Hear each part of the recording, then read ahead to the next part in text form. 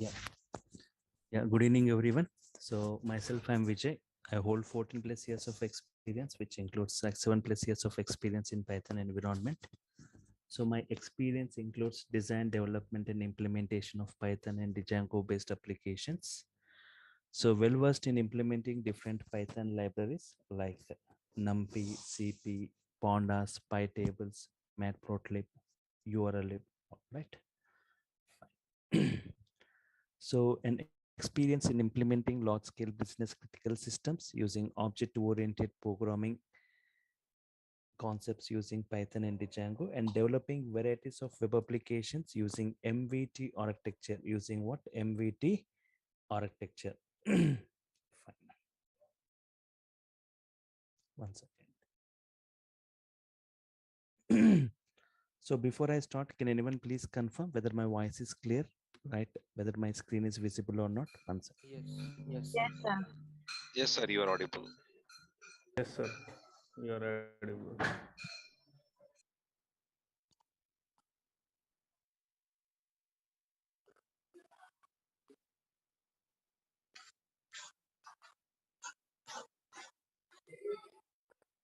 Okay.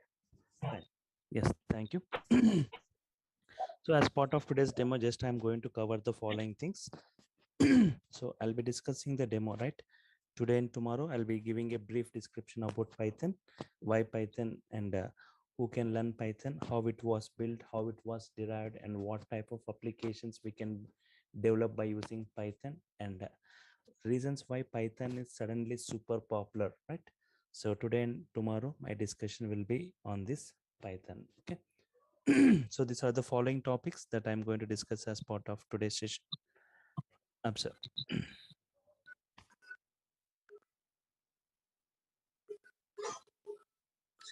Why Python? Yes, I request everyone to please be in mute. If you have got any queries, right, I'll be giving time for you at the end of the session.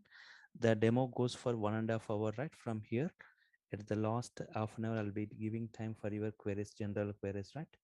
Even like tomorrow also, I'll be spending time on this. Fine.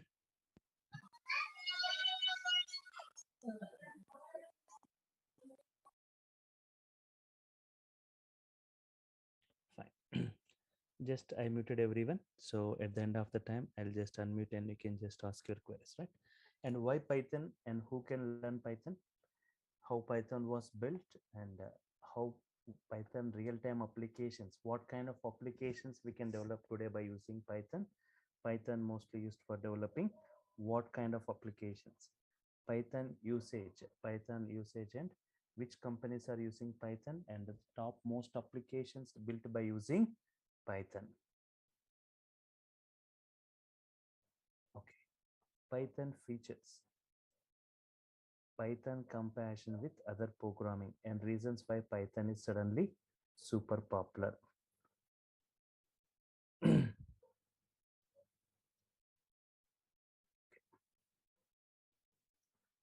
Python scope and job market. Python scope and job market, right? And see, just I'm saying like why Python. I can define Python in 5 lines. I define Python in 5 lines. It's a general purpose programming language, multi-programming features, high level language, interpreted language, user friendly programming language.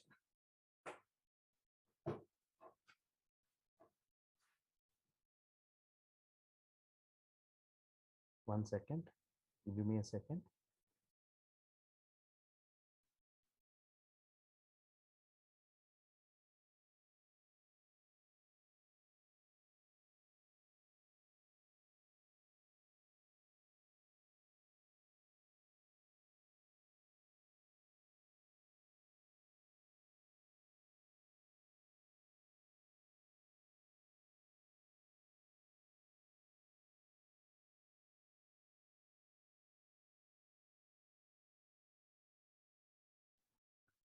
Sorry. Okay.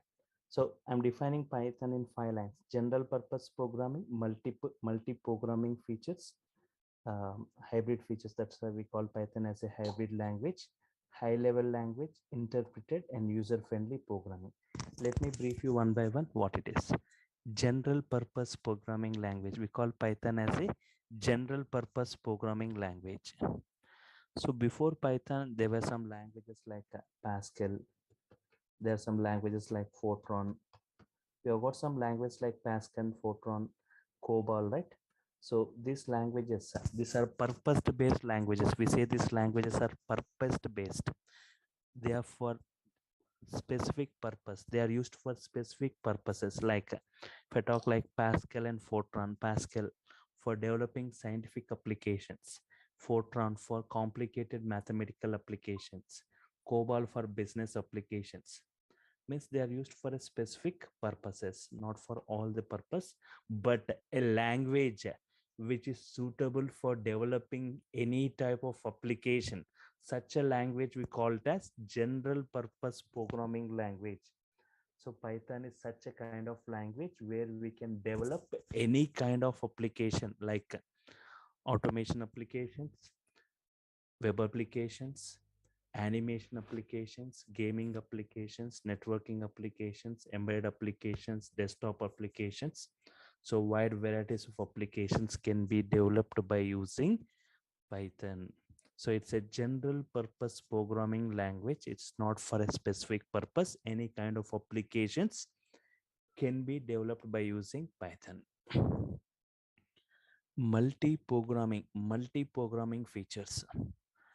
So just let me give an example, right? A labor example. For example, if I give, if you want to launch a new product in the market, right? Think that you want to launch a new mobile phone into the market, right? To attract the customers, right? What features you want to see within it, right? The features what we see in different other mobiles, right? Everything, if you are embedding within a single piece, it's going to attract the customers, right? In the same manner, Python is such a kind of programming language where it has got the feature of different other programming languages within it. Like it has got the features of procedural oriented programming like C language. It has got the features of object oriented programming like C++, and it has got the features of scripting language like Linux shell script. It has got the features of modular programming. See, I can say multi-programming features. Later I'll discuss in brief about this multi-programming features. That's the reason we call Python as a hybrid language. It's a hybrid language, right? Because of this multi-feature supports. That's the reason any kind of applications we can develop using Python. Just like scripting, object-oriented programming, modular programming, and procedural oriented, right? So high level language. Python is a high level language. Observe this, high level. So there are two types of languages mainly. Two types of languages. Low level language and high level language. Observe this, low level language and high level language.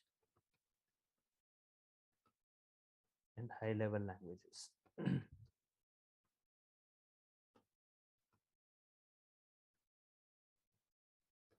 Low level and high level languages, right? Okay.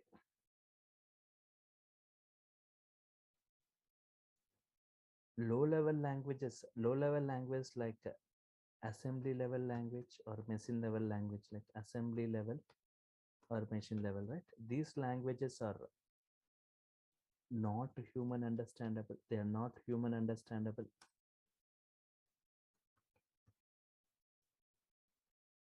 They are not human understandable. They are not portable. They are not portable, and they are machine dependent. They are machine dependent, right? Machine dependent. They cannot run on all the hardwares and all the operating systems. So low level languages, they are not human understandable. They are not portable. They are not, they are machine dependent. They cannot run on all the hardwares and all the operating systems.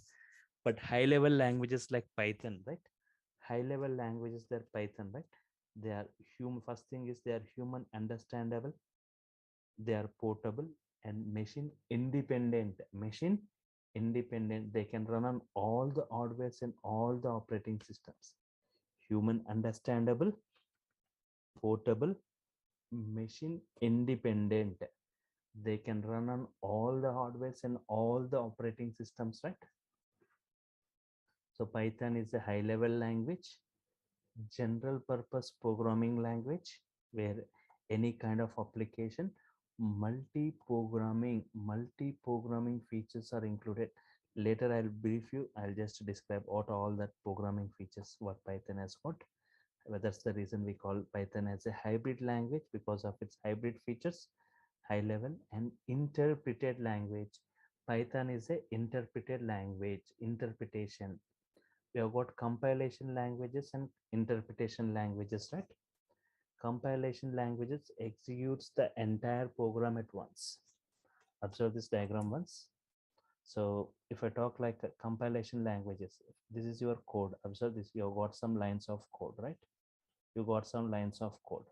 All these lines of code are executed at once. Compilation. Interpretation, line by line execution. If you've got some 5 lines of code, line by line execution, line by line it is going to execute. Interpretation. So Python is an interpretation language. It executes the statements statement by statement, which makes debugging easy, right? It's a cross-platform language. Python is a cross-platform language, so which can run on any platform such as Windows, Linux, Mac OS. So it can run on any platform. And user-friendly programming, Python is a user-friendly programming or programmer-friendly programming language. Python is a user-friendly or programmer-friendly programming language, which provides a simple syntaxes. Python provides simple syntaxes, which looks like normal English statements. The statements of Python looks like normal English statements. They are not as complex as other programming. The Python statements look like normal English statements, right? So I'll be just take a task and I'll try to implement in multiple languages, and I'll show you like how the coding of Python looks, how simple it looks, like just like normal English statements as compared with other programming, right? By taking a task, I'll just differentiate the Python coding with other language code. Okay, you can just check that coding wise, complexity wise, length wise, you can check how this Python code as compared with other programming, right? And once again, I'm saying as Python has taken the features for multi-programming, right? Once again, so as part of our course, I'll be discussing in brief about all those, right? Like functional programming, object-oriented programming, scripting, and modular programming features. Everything I'm going to cover. Who can learn Python? Who can learn Python means there is no prerequisite that you need to have the knowledge of the other languages like C or Java. With zero programming knowledge also, you can just update with Python. So everything we'll be discussing from the scratch ground level to the advanced application oriented way, right? Fine. Okay, how Python was built, and how Python was derived, right? So Python, one second. So it has taken features from different other programming, right? It has taken some advantage from one programming, some other advantages from other programming, and some other advantages from. So from different programming languages, it has taken the features. Python Python taken features from, observe this, features from different programming languages. Different programming languages such as, observe, procedural oriented programming, procedural oriented programming, procedural oriented programming like C language. Example for this procedural oriented program, it has taken the features from, okay, C language. Just like C, you can develop applications. And object oriented programming, object oriented programming, right? So Python is not a kind of programming language which is it's not a programming language or a technology which is very recently introduced into the market. It is not a new kind of language which was not recently introduced. It was introduced almost like 30 years back. Python was developed almost like 30 years back. It was introduced in the year 1989, right? But all of a sudden Python has got a great boom. So I'll be discussing at the end of the session. I'll be discussing and I'll be just briefing you about all the reasons why Python became suddenly super popular in the market currently, right?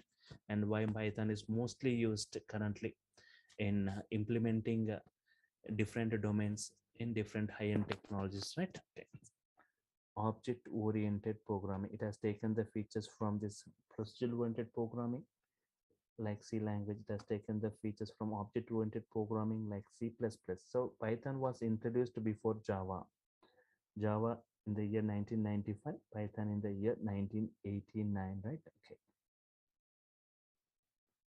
And it has taken the features from scripting languages. Scripting languages, right? Okay. Like shell script. Example like shell script. It has taken the features from shell script. And it has taken the features from modular programming like Modular 3. Has taken the features from modular programming like Modular 3, right? Okay. So like especially from modular pro, it has got Python providing thousands of models, like nearly like 89,300 inbuilt models. Inbuilt models Python is providing for various domains. It is providing models for various domains. Within the models, we have got some built-in functionalities using which we can perform the operations, right? No need to write huge codings. Modules. See, even object-oriented programming like C++, even Java comes as an object-oriented programming, right? But as if you see the Java programmers as developers are strictly restricted to use only object-oriented programming features. Without object-oriented programming, there is no Java application or a program. But in Python, with object-oriented, without object-oriented, with the procedural-oriented, with the modular programming, many types of applications we can build, right? So there is no restrictions that we need to use only a particular object-oriented programming in Python. We can go with difference. So here Python has got, so we can write many scripts, Python scripts, automation scripts, right, using Python. So it has got many models for it. And even like if I come to this modular programming, Python has got a great boom because of this modular programming or this modules where it is providing modules for every domain, whatever domain you are from, right? Python provides a module. 89,300 inbuilt modules what Python providing for every domain, right? For example, we talk about these modules, right? Okay. For example, for data science, Python providing different models. Like we have got models like NumPy, Pandas, CP, Matplotlib. So for plottings and visualizations, separate models Python is providing for this data science and machine learning, right? Okay. even for this big data environment also, right? Python providing separate models. Whatever domain you are from, right? Python provides models for each and every domain, right? Whether you are from data science, whether you are from big data, or for testing or test cases, right? Like Python providing separate models even for this testing or test, and for networking, even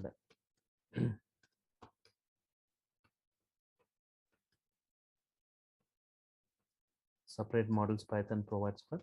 If you're from database background, right? If you're from database background, right? For every database, Python provides a model using which we can easily connect with any database. Python can easily connect with any database, right? Okay. For example, if you want to connect with Oracle database, we have got like cx underscore Oracle, right? That is the model Python provides to connect with it. uh, it's not as complex as other programming languages for connecting with the database, right? Just like 1 or 2 minutes of discussion, it's enough, right, to connect with this database. Just the module name and the connecting details or connecting parameters, right? And for example, for every database, for MySQL, right, like we have got PyMySQL or mysql.connector, using which Python can connect with this database. And for SQL server, right, PyODBC. For SQL server, for every PyODBC is the module using which we can connect with that database. And for operating system, right, operating system, OS, the name of the model itself is OS. For creating different, for if you want to create files, or if you want to remove a file, if you want to see what is present in a particular directory or particular, okay, all OS kinds of activities you can perform with this OS module, right? And any type of file formats, like if you want to work with Excel files, we have got separate model Python provides for reading data from Excel file, for writing data into Excel. Like we have got modules like Excel RD, Excel SX Writer. These are the modules Python provides for reading and writing data. So just by writing some Python statements, right, just by writing some Python statements, if you execute it, then Excel workbook and Excel file gets created at whatever location you are specifying, right? At whatever location, at that location, uh, a Excel workbook gets created. Later, you can insert data into that Excel workbook, Excel sheets, multiple Excel sheets you can create. In the second Excel sheet, if I want to insert data, I can insert it. Okay, I can compute or computing or keeping some kind of formulas using Excel, right? So we have got separate models Python providing not only for Excel, for any kind of files, like Excel files, CSV, comma separated values files. The name of the model itself is CSV model. Okay, separate models Python providing. Even for PDF files, Python has got separate model where we can generate a PDF file by writing Python statements. XML files, right? We can create XML files. We can read data from it, write data into that XML files, or PDF files, CSV files, Excel files, JSON files, JavaScript object notation, right? Any kind of file format, separate models Python has got. If you want to work with some kind of mathematical operations, the name of the model is math model is available. And for statistics, we have got many stat models are available. And for generating graphs, right? Any type of graphs. Once again, can anyone please confirm whether my voice is clear or not?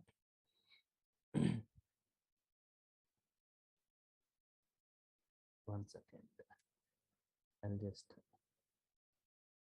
yes, now you can confirm me, right? Yes, through voice. Anyone, can you please? Yeah, clear. Yes, sir. You are audible. Clear, sir. Thank you. Yes, sir. Clear, clear. Thank you.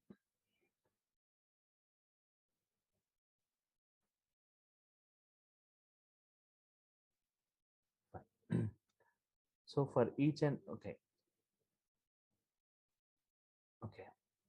So for any kind of whatever domain you are from, data science or big data, testing or networking, or database background or operating systems, or if you want from statistics for generating graphs, any type of graph like normal graph, bar graph, histogram, scatter plots, stack plots, or pie graph.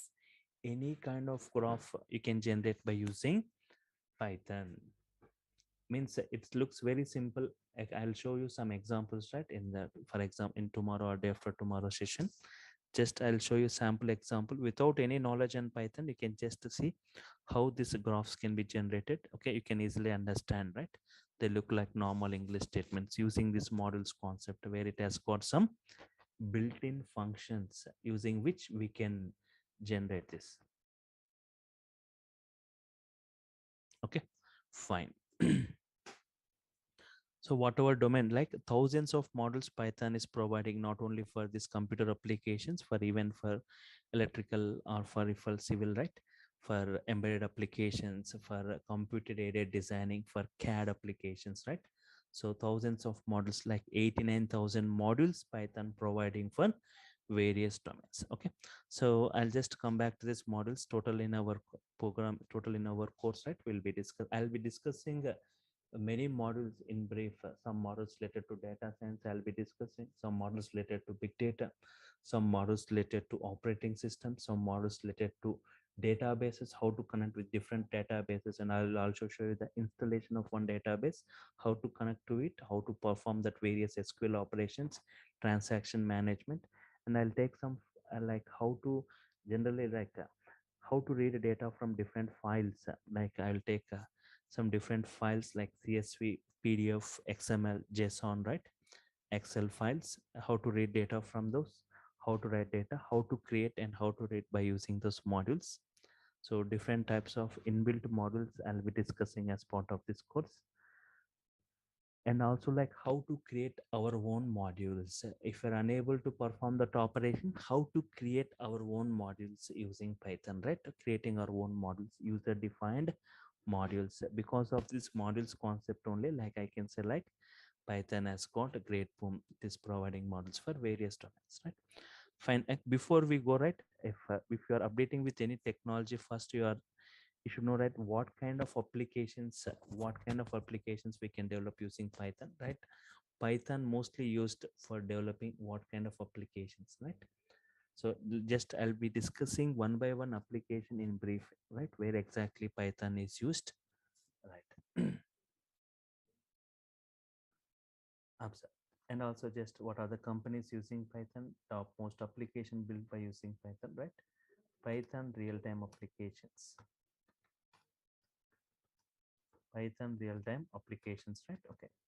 So Python mostly used today, like Python mostly used in creation of automation applications. So I'll just creation of automation applications today. If it's everything getting automated, right?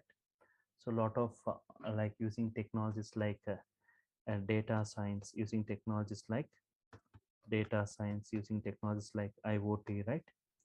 Even in the AWS or DevOps, right? We use Python a lot for writing mini scripts. Okay. For example, if I take like IoT, nothing but Internet of Things.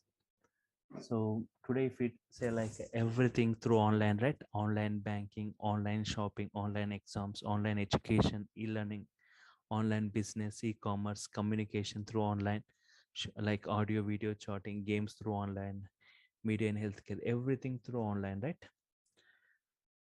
So if you see in the coming days, the applications, IoT like applications or data science, artificial intelligence, like most of the things implementation goes in Python, right? So you should have seen like smartphones, should have seen like smart TVs, right? You are going to see like smart homes and smart cities using this technology like IoT and AI, right? Means if I can define this IoT, it is a physical network or device embedded with electronics, software, sensors, and network connectivity for collecting data, exchanging data, and controlling the things from the place where you are. You can say like different devices, electronic devices connecting with each other and communicating with each other, right? So here in this IoT also we will be writing scripts in Python, right? Totally like coding goes in Python. Most of the coding goes with Python. And even if we talk like data science, right? Where Python is used within this data science. So everything deals with the data within this data science. Everything deals with the data. Data has got experience. Data has got future reference. Using data only, you are going to perform that analysis, right? Using data science, we perform data analysis, data predictions, data classifications, clusterings, recommendations, right? It's a blend of technique. The main technique what we see in data science is nothing but ML, machine learning, right? Machine learning, right? Machine learning. So where exactly Python can be used? Machine learning, without entering into this technicals of this, in a simple way, it is an approach. Machine learning, it is an approach where we provide some, this is where we provide some data patterns to an application or a system. See, observe, this is an application where you are going to provide some data patterns. Based on the data patterns provided, you are making the application to predict in the automated fashion, right? You're providing some data patterns to an application and making it to predict in the automated fashion. A very small example, a bank provided loans to 1,000 customers. Assume that it has provided loans to 1,000 customers, right? Out of this 1,000, 600 they are paying the loans regularly. 400 we call them, they are not paying the loans. We call them as defaulters, right? They are not paying the loans. So tomorrow, like if like new customers are approaching, right? The application need to predict to whom to approve, to whom to reject. So the 600 people who are paying have got some common features. I'm grouping them as X features. And the 400 who are not paying, they have got some common features. I'm grouping them as Y features. Means features with like their age, their income, their financial status, everything. So using this X and Y features, I'm going to provide the patterns to the applications. I'll train the application by providing the patterns. Based on the patterns provided, the application need to predict in the automated fashion, right?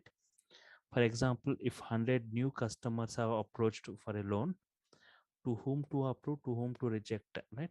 Like out of this 100, 30 has got X features, 70 has got Y features. To whom to approve, to whom to reject means the previous data or previous history is saying like people with X features can pay the loans. You can approve the loans for this, reject the loans for this, right? As the history or data is saying that people with Y features, they will not pay the loans. So approve the loans for this, reject the loans for this. Who is doing this? Application.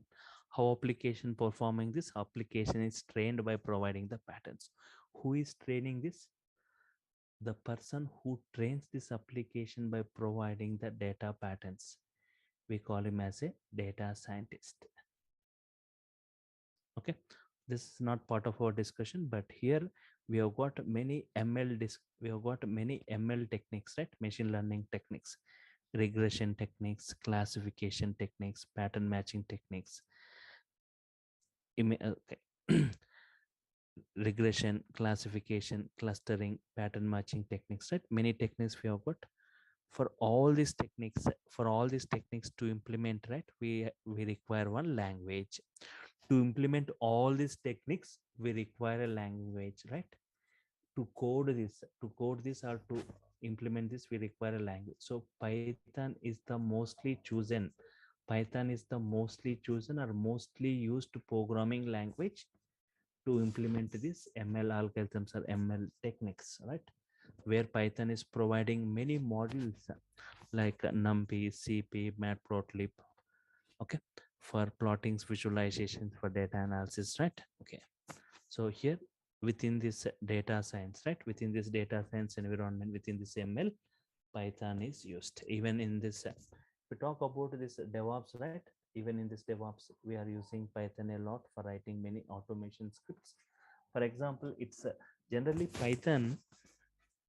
It acts as a remedy to any problem in the IT industry, right? When it comes, for example, if we talk about DevOps, right? The ultimate goal within this DevOps to reduce the time taken by the DevOps lifecycle, Python provides a structural solution, right, in automating the tasks in the DevOps lifecycle stages, right, like requirement gathering, system design, implementation, testing, deployment, and its maintenance. I can say, like here in DevOps, right, Python is one of the best scripting languages which has got many libraries, Python libraries, which allows to write many scripts. Okay, fine. And for readable automation scripts, right? Fine. So first application, like automation application, Python is mostly used. Apart from that, like here today, like Python mostly used of creation of web applications today. Like many web applications are getting developed using Python. Many web applications are getting developed by using Python today, right? As compared, you can ask, right, web applications. Previously, we have got Java, .NET, PHP, many other technologies available for creation of web applications from the last 20-25 years. We are using those for developing the web applications. But if you talk just, if you observe like statements wise, coding wise, programming wise, you can check how simple this Python looks. Not only that, for web applications creations, right, Python providing some frameworks like Django framework, like Flask framework, Pyramid framework, Bottle framework, Turbo Gear. So we have got many frameworks Python is providing for creating these web applications. Django is the most famous framework Python providing for developing web applications, right? At a rapid speed, we can develop web applications.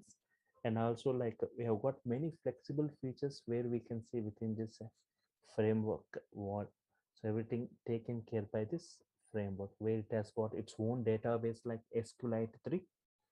Okay, so many web applications also getting developed using Python today. Okay, and in big data applications, many big data applications also Python is mostly used. And saying in big data applications also Python is mostly used. For example, just I'll take a minute or two for discussing where exactly this Python used within this big data environment, right?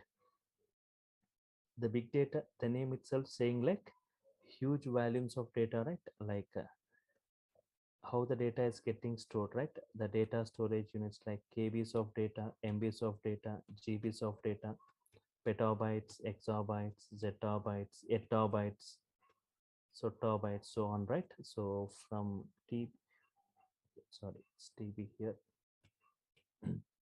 From TB onwards, we say it as huge data or big data, right? Huge data generation. Yes, I'll be forwarding the notes, not a problem, right? Fine. So from TB onwards, we say it as big data or huge data. So you should have seen KBs of data, MBs of data, or GBs, or even TBs, right? But do you think like petabytes or exabytes of data, is it getting generated in the current real world? If so, examples of that petabytes of data generation, right? Like if we talk about the social media like Facebook, right? Total social media like Facebook, millions and trillions of users.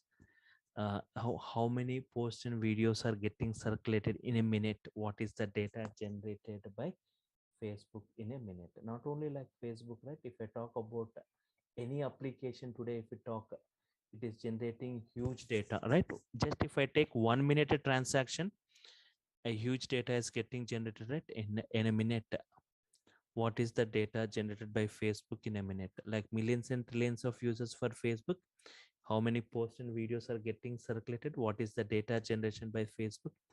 Our Twitter tweets keeps on generating.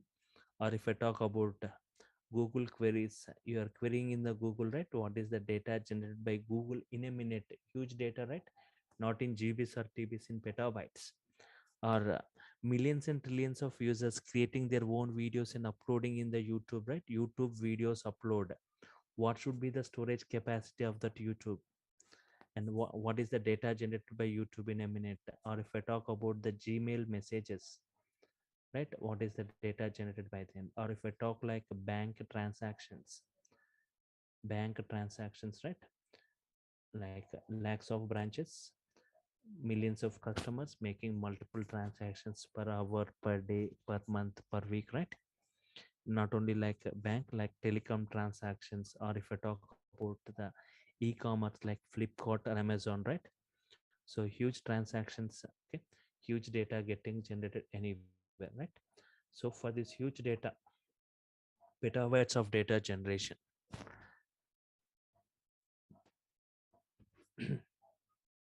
petabytes of data generation, we have got some big data tools are available, big data technologies, right? Like big data Hadoop, big data Spark, right? Especially Spark has got a very high boom. Hadoop and Spark, where Spark very high speed processing. For implementing this, we have got languages like Scala, we have got languages like Python, right? Especially Hadoop or Spark, like Spark with Scala or Spark with Python, right? Like PySpark, right? So even in big data environment, I'm saying, right, this Python is used, right? And apart from this, what are the other applications where I'll just start one by one the various other applications, right, in Python, where Python is used in scientific applications, right? Scientific applications are for numerical analysis, like Python is used even in the research and development, right? By NASA, for example, NASA is using Python for its research and development activities, as Python has got hybrid features, multiple features, using which we can develop many varieties of applications, right? Okay. Apart from this, Python is also used for GUI or animations, GUI or animation applications. We have got a model like TK Inter, PyQt models, right? Many animation applications are GUI, graphical user interface applications can be created. And game development, gaming applications are for game development, right? Today Python is mostly used for developing games, online games, single user, multi-user online games. Especially for game development, Python provides a framework called Pygame. Pygame is a framework given by Python especially for developing games.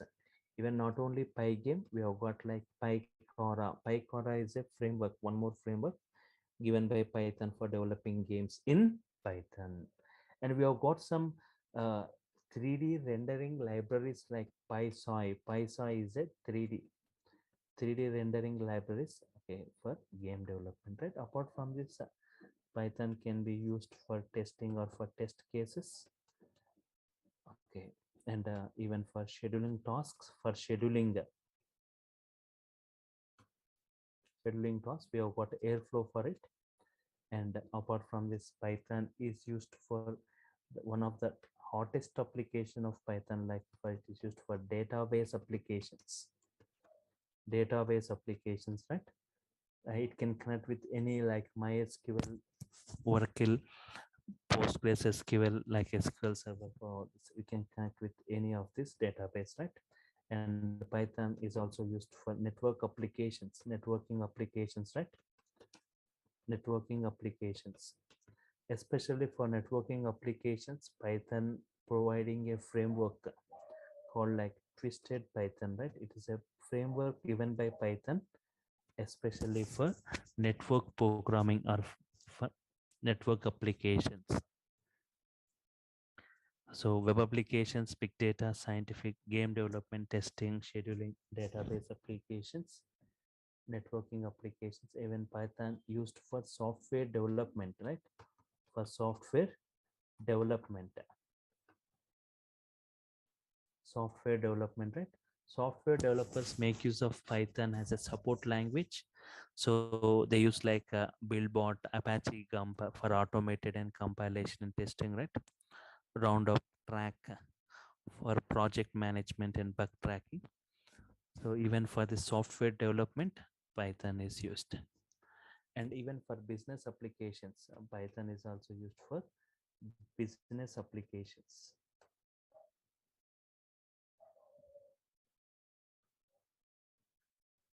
Business applications and Python is one of the best choice to develop e-commerce systems, for developing e-commerce systems. Like we have got even Triton. Triton is a three-tier high-level general purpose application, right? Apart from this, Python can be used for web scraping, right? Scraping data or harvesting data or extracting data from different websites. Scraping data from websites, right? Extracting data from websites. If data presents in databases, you will query it. But if not present within the database, you will scrap it from the different websites, right? And Python is also used for embedded applications. Right? For embedded applications, the most well-known embedded application, yeah, Mukesh Ranga, not a problem. You will be getting the recorded. Every session is video recorded, right? You'll be getting the session video, not a problem, right? Every session is video recorded. Every session, the recorded video you will be getting, right? So once again, I'm saying, right, not a like next 2 or 3 days you can attend the sessions same time with the same link to see more on this Python. So just I'll take some 20 minutes more to discuss more on this and then trends in Python, Java opportunities in Python, okay, reasons why it is suddenly super popular. Fine. Embedded applications, right? Most well-known embedded application like Raspberry Pi.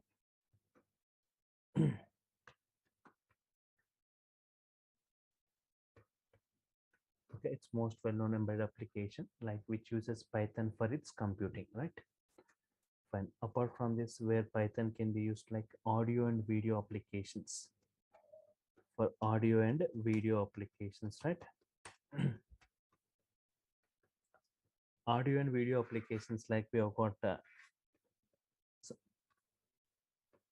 some applications, famous applications like Team Player, C Play. These are some applications which are built by using Python. And not only for computer applications, I said, even for and so like civil applications like CAD, computer aided design, CAD applications, where it provides models like 3D CAD applications, right? And for computer vision, right? Computer vision like face detection, color detection, object detection. Python is used for this.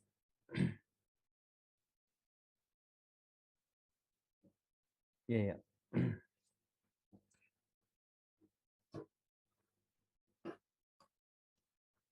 Apart from this, Python also used within this robotics, right? And for writing any scripts and for data analysis. Right? So these are the various applications where Python can be used. I was saying like Python is a general purpose programming.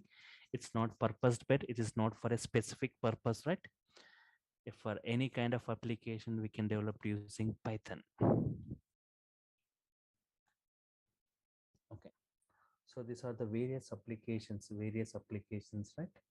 Like automation, web applications, big data, scientific, game development, testing, scheduling, database, software development, business application, web scraping, audio and video applications, CAD, robotics, and for data analysis, right? Okay.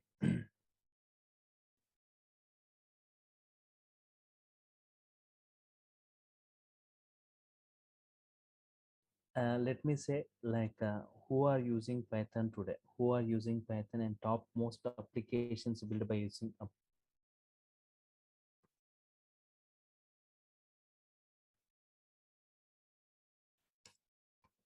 who are using Python today?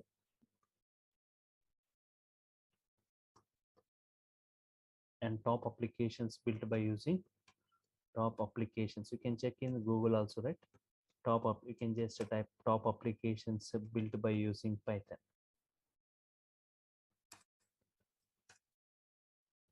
You can check, right? We'll get many, like in Google, right?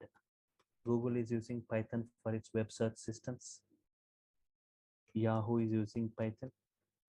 YouTube is using Python for its video sharing service. Okay. Instagram uses Python. Instagram is built by using Python. And as I said, NASA is using Python for its research and development activities because of its hybrid features. Uber is using Python. Uber, like there is a Uber pricing algorithm implemented. Dropbox,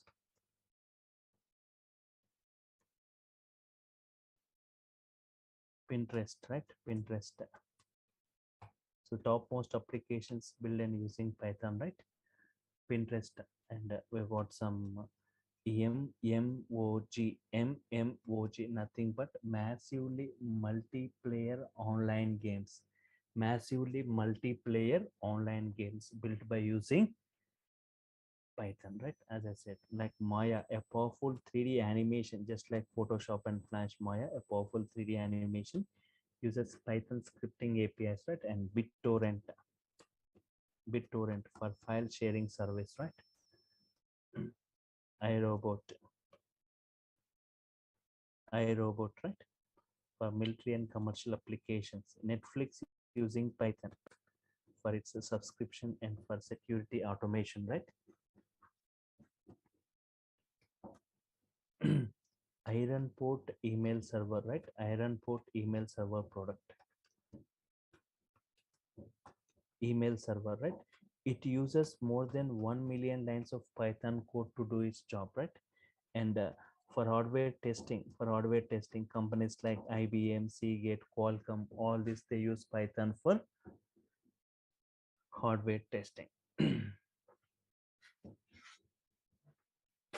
even like we have got some Quora, some more like Quora is built by using Python, right? Spotify. So there are some applications built by using Python. Google, Yahoo, YouTube, Instagram, right? Built by using Python. And for example, if I talk about this Google, one of the greatest examples of Python web application, right? Google's, for example, Google first web crawling was written in Java, but later it was so difficult that it was rewritten in Python. Netflix, right? If I talk about this Netflix, it's a classic example of choosing Python programming. Netflix uses Python libraries like CP, NumPy to execute numerical analysis and for security automation, right? Even Dropbox, if I talk about this Dropbox, it's the home for your documents, files, photos. It was written in Python. And even like we have got a Reddit, it's a collection of social news and web content, right? Instagram, right? For photo and video sharing, social media, right? The prime reason for Instagram to opt for Python, it's its simplicity and practicality, right? Fine. So these are who are using Python today, and top most applications built by using Python. Okay. And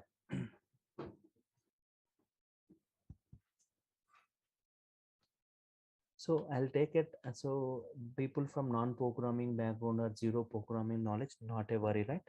So I'll take a task in Python. I'll take a task and I'll try to implement in multiple languages, and I'll show you how simple and how easy it looks using Python. So I'll just discuss that in tomorrow's session. But and as compared with other programming language, I can easily interact with Python statement by statement. I can easily interact with Python statement by statement, just like how you will communicate with your friend through messages, right? In the same manner, statement by statement, it Python gives response for every statement I type, right? Just observe here. At the bottom search panel, I'm typing cmd, go to the command prompt, just type Python, just say enter. It will display the Python version. Python version is displayed, and the Python interpreter gets opened, right? Python interpreter gets opened. The three arrowed, you can see, right? You can type any valid Python statement and you can interact with Python statement based, right? First you check with any normal arithmetic operator. 4 plus 5 gives the response. 5 into 7, right? It gives the response. In Python, dynamic data types, no need to say like int x equal to 10. Directly we can say like x as 10.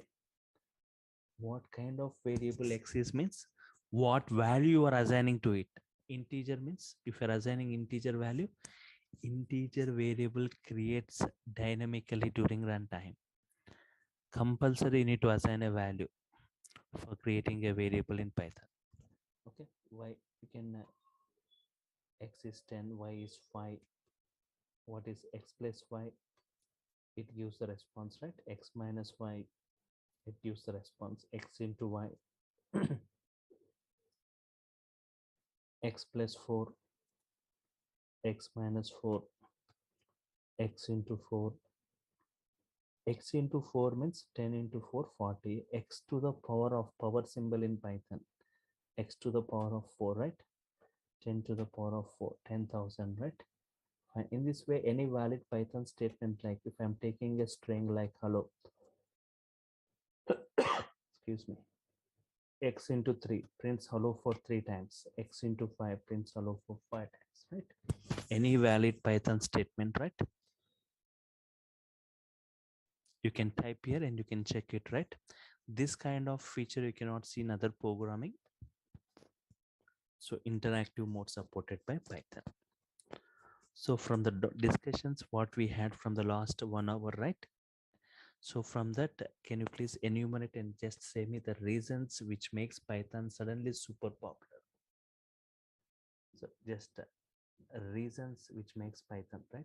Reasons. So just I'm unmuting you all, right, for that interaction, right?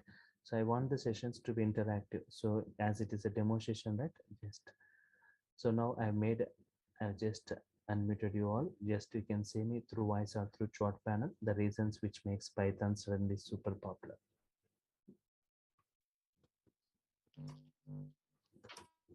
Because of different applications, different platform we can use this Python, IT, the gaming, database applications, networking, different.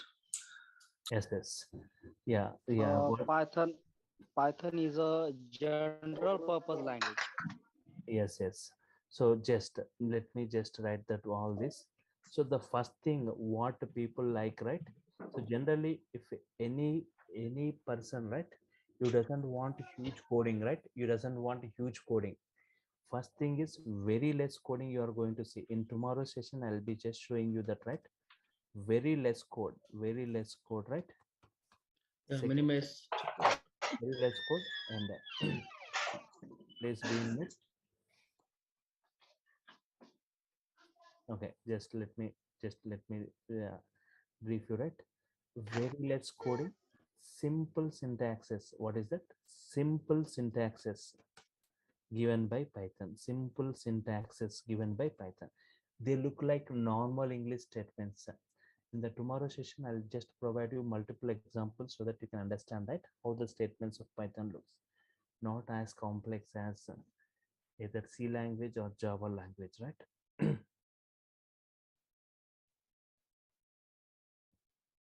Okay. Very less coding, simple syntaxes, and third one is like hybrid features, multi-programming features, right? Hybrid features and interactive mode. Just now I was saying that you can interact with Python statement by statement, where you cannot see this feature in other programming, right? Open source, right? Okay.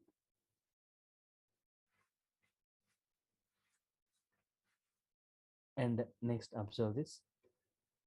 Just now, some you are saying, right? Wide varieties of applications, right? Wide varieties of applications.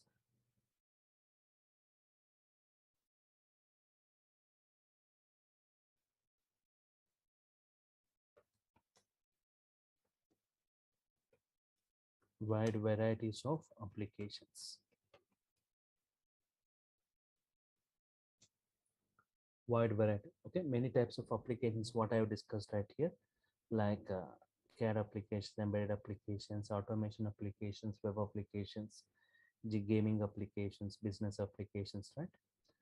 And many built-in modules and libraries, right? Many built-in libraries. Just now I was saying that Python providing modules for every domain. For example, for data science, separate models for big data, for operating systems, for graphs, different types of modules, right?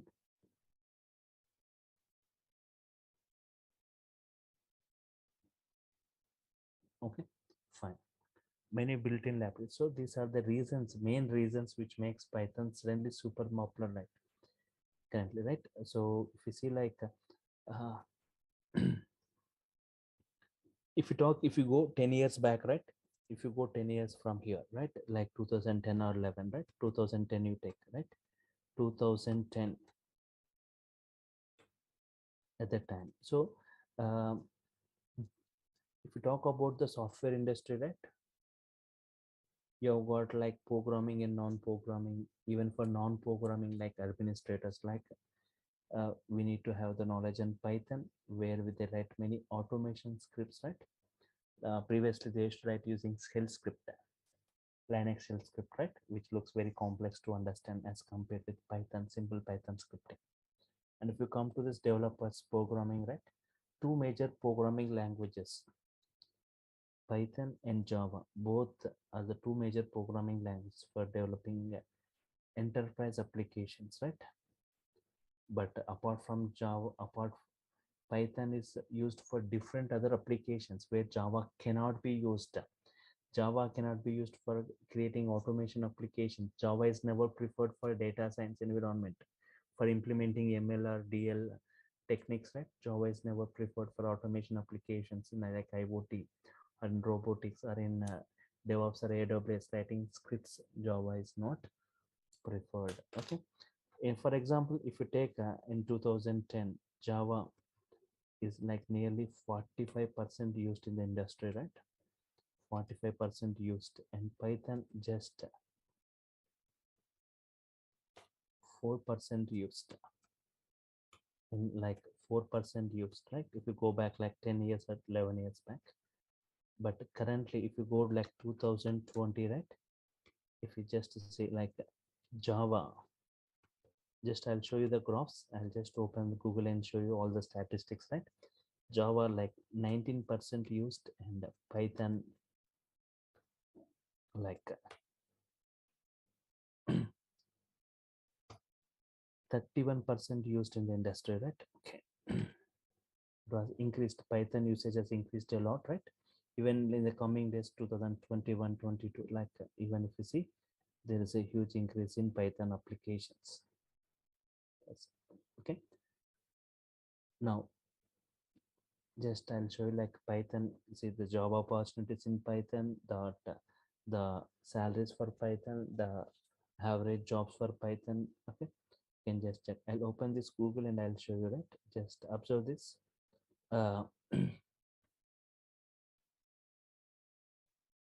Popular coding language. Just you can check popular coding language. First check in 2020 later. In 2020 or 21, right? You can just check this, right? 2020 or 21.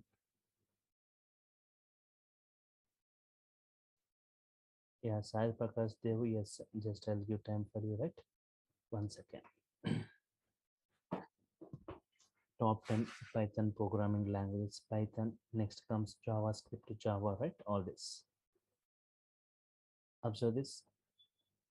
Most popular programming language used by top 25 unicorns, right? Python stands first. And if you see the most popular programming languages, Python stands first. Next comes Java, JavaScript, right? We see from the last 4 years, especially 2017, see this blue color, 2018, this orange color, 2019, this hash color, 2020, right? This blue, right? And if you talk about this Java, 2017, there is an increase, 2018, there is a decrease, in 2019, there is an increase. It's not stable, right? Okay. If you see that the average salaries, rank by average salaries for Python, right? Python average salary stands first in that, and even for volume of job openings now, like Python has got, right? Especially now, we see very less people who has got command in Python programming, right? Even in the coming days, after 1 or 2 years, the competition in Python also gets increases, right? See, from last 20 years, like if you talk about Java, right? Everybody getting updated with Java. And if you see, so this is the ranking, Python rank. Python stands number one ranked programming language. If you see, one second, language rank, right? Python stands number one ranked programming. Next, you can see the other programming languages. And the usage, see this ranking. Python stands number one ranked programming language. Next comes the other programming like Java, JavaScript. And the percentage of usage of Python in the industry, can you check it here currently? I said Java 19%, 19.6%, Python 31% used, right? C++ 9%, Ruby like 7%, right? And just check this.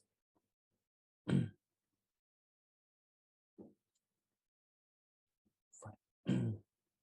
So mainly like today, if you see like the increase of data science, automation applications, AI applications, the without Python, right? The data science that AI implemented, the prerequisites for data science or for this machine learning is Python. The prerequisite for data science, right? It's Python. You need to know Python, right? If you want to update with data science, machine learning, right? Popularity of programming languages, right? Not only for data science, now today like web applications creations also, it looks very simple. At a rapid speed, you can develop a web application using Python Django framework, right? It has got its own server, it has got its own database also. Fine. Okay, so just before I go with your queries, right? Just let me show what I'm going to discuss as part of the course, right? One second. So from the basic ground level to the advanced application oriented way, so nearly like 30 topics mainly I'm going to discuss in brief. So where you will get command on this total Python programming, right? Starting from the Python basics.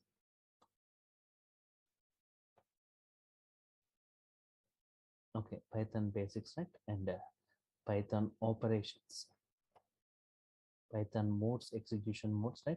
And in real time, we use like IDs, right? Like PyCharm ID, Jupyter Notebook, Spider ID, Eclipse ID, NetBeans, Atom ID, okay, VS Code. So I'm going to discuss all those IDs, like how to download, how to install, and how to run the Python code on these various IDs, right? Python IDs. What are the various IDs? Anaconda distributions, Anaconda prompt navigator, okay, Jupyter Notebook, everything I'm going to discuss on this IDs, right? The mostly used one is Python. Later I'll discuss about this operators in Pythons and Python operations, various operations, constants, variables, type conversions, right? And looping statements like while loop, okay, if else statements, flow control statements, looping, right? Strings in Python in brief, in depth, like string indexing, string slicing, string properties, string functions, string methods, string special characters, right? Everything, right? And collections in Python in brief, in depth, right? Collections. Are you able to see my screen? Can anyone please confirm? Yes, sir. Yeah, able to see your screen, sir. Fine, fine. Okay. So collections in Python in brief, right? List operations, list properties, list indexing, list slicing, list functions, list methods, different ways of creating list, nested list modifications, list insertions, list. Similarly for tuple operations, their indexing, their list addresses, tuple functions, set operations, right?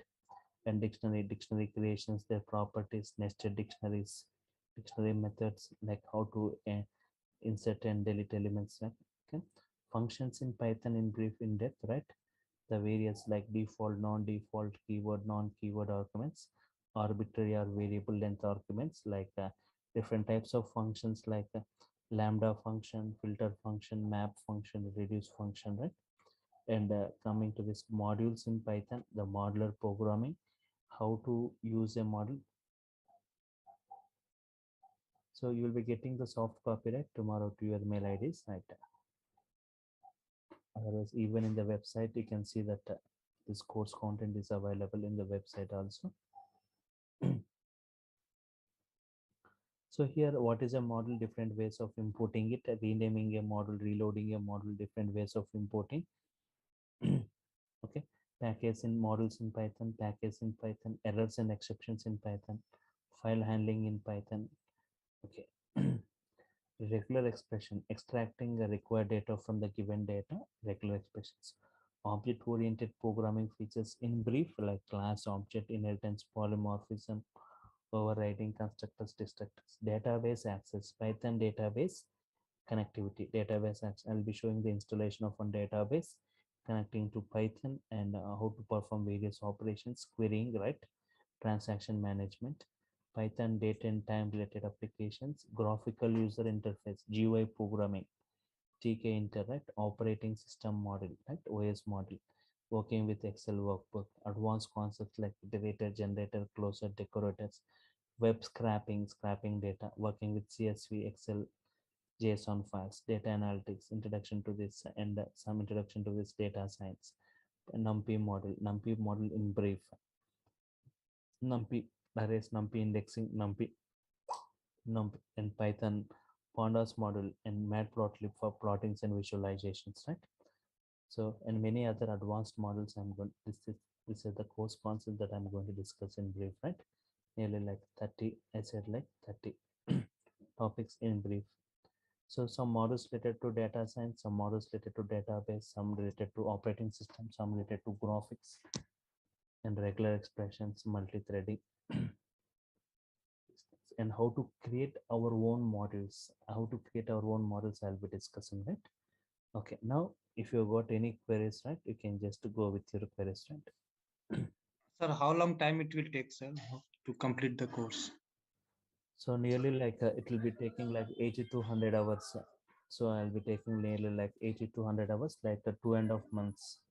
2.5 months. Like 2.5 months. Any project, sir? Any Project only. At the last, I'll be discussing one, right? Okay, sir. Okay, thank you.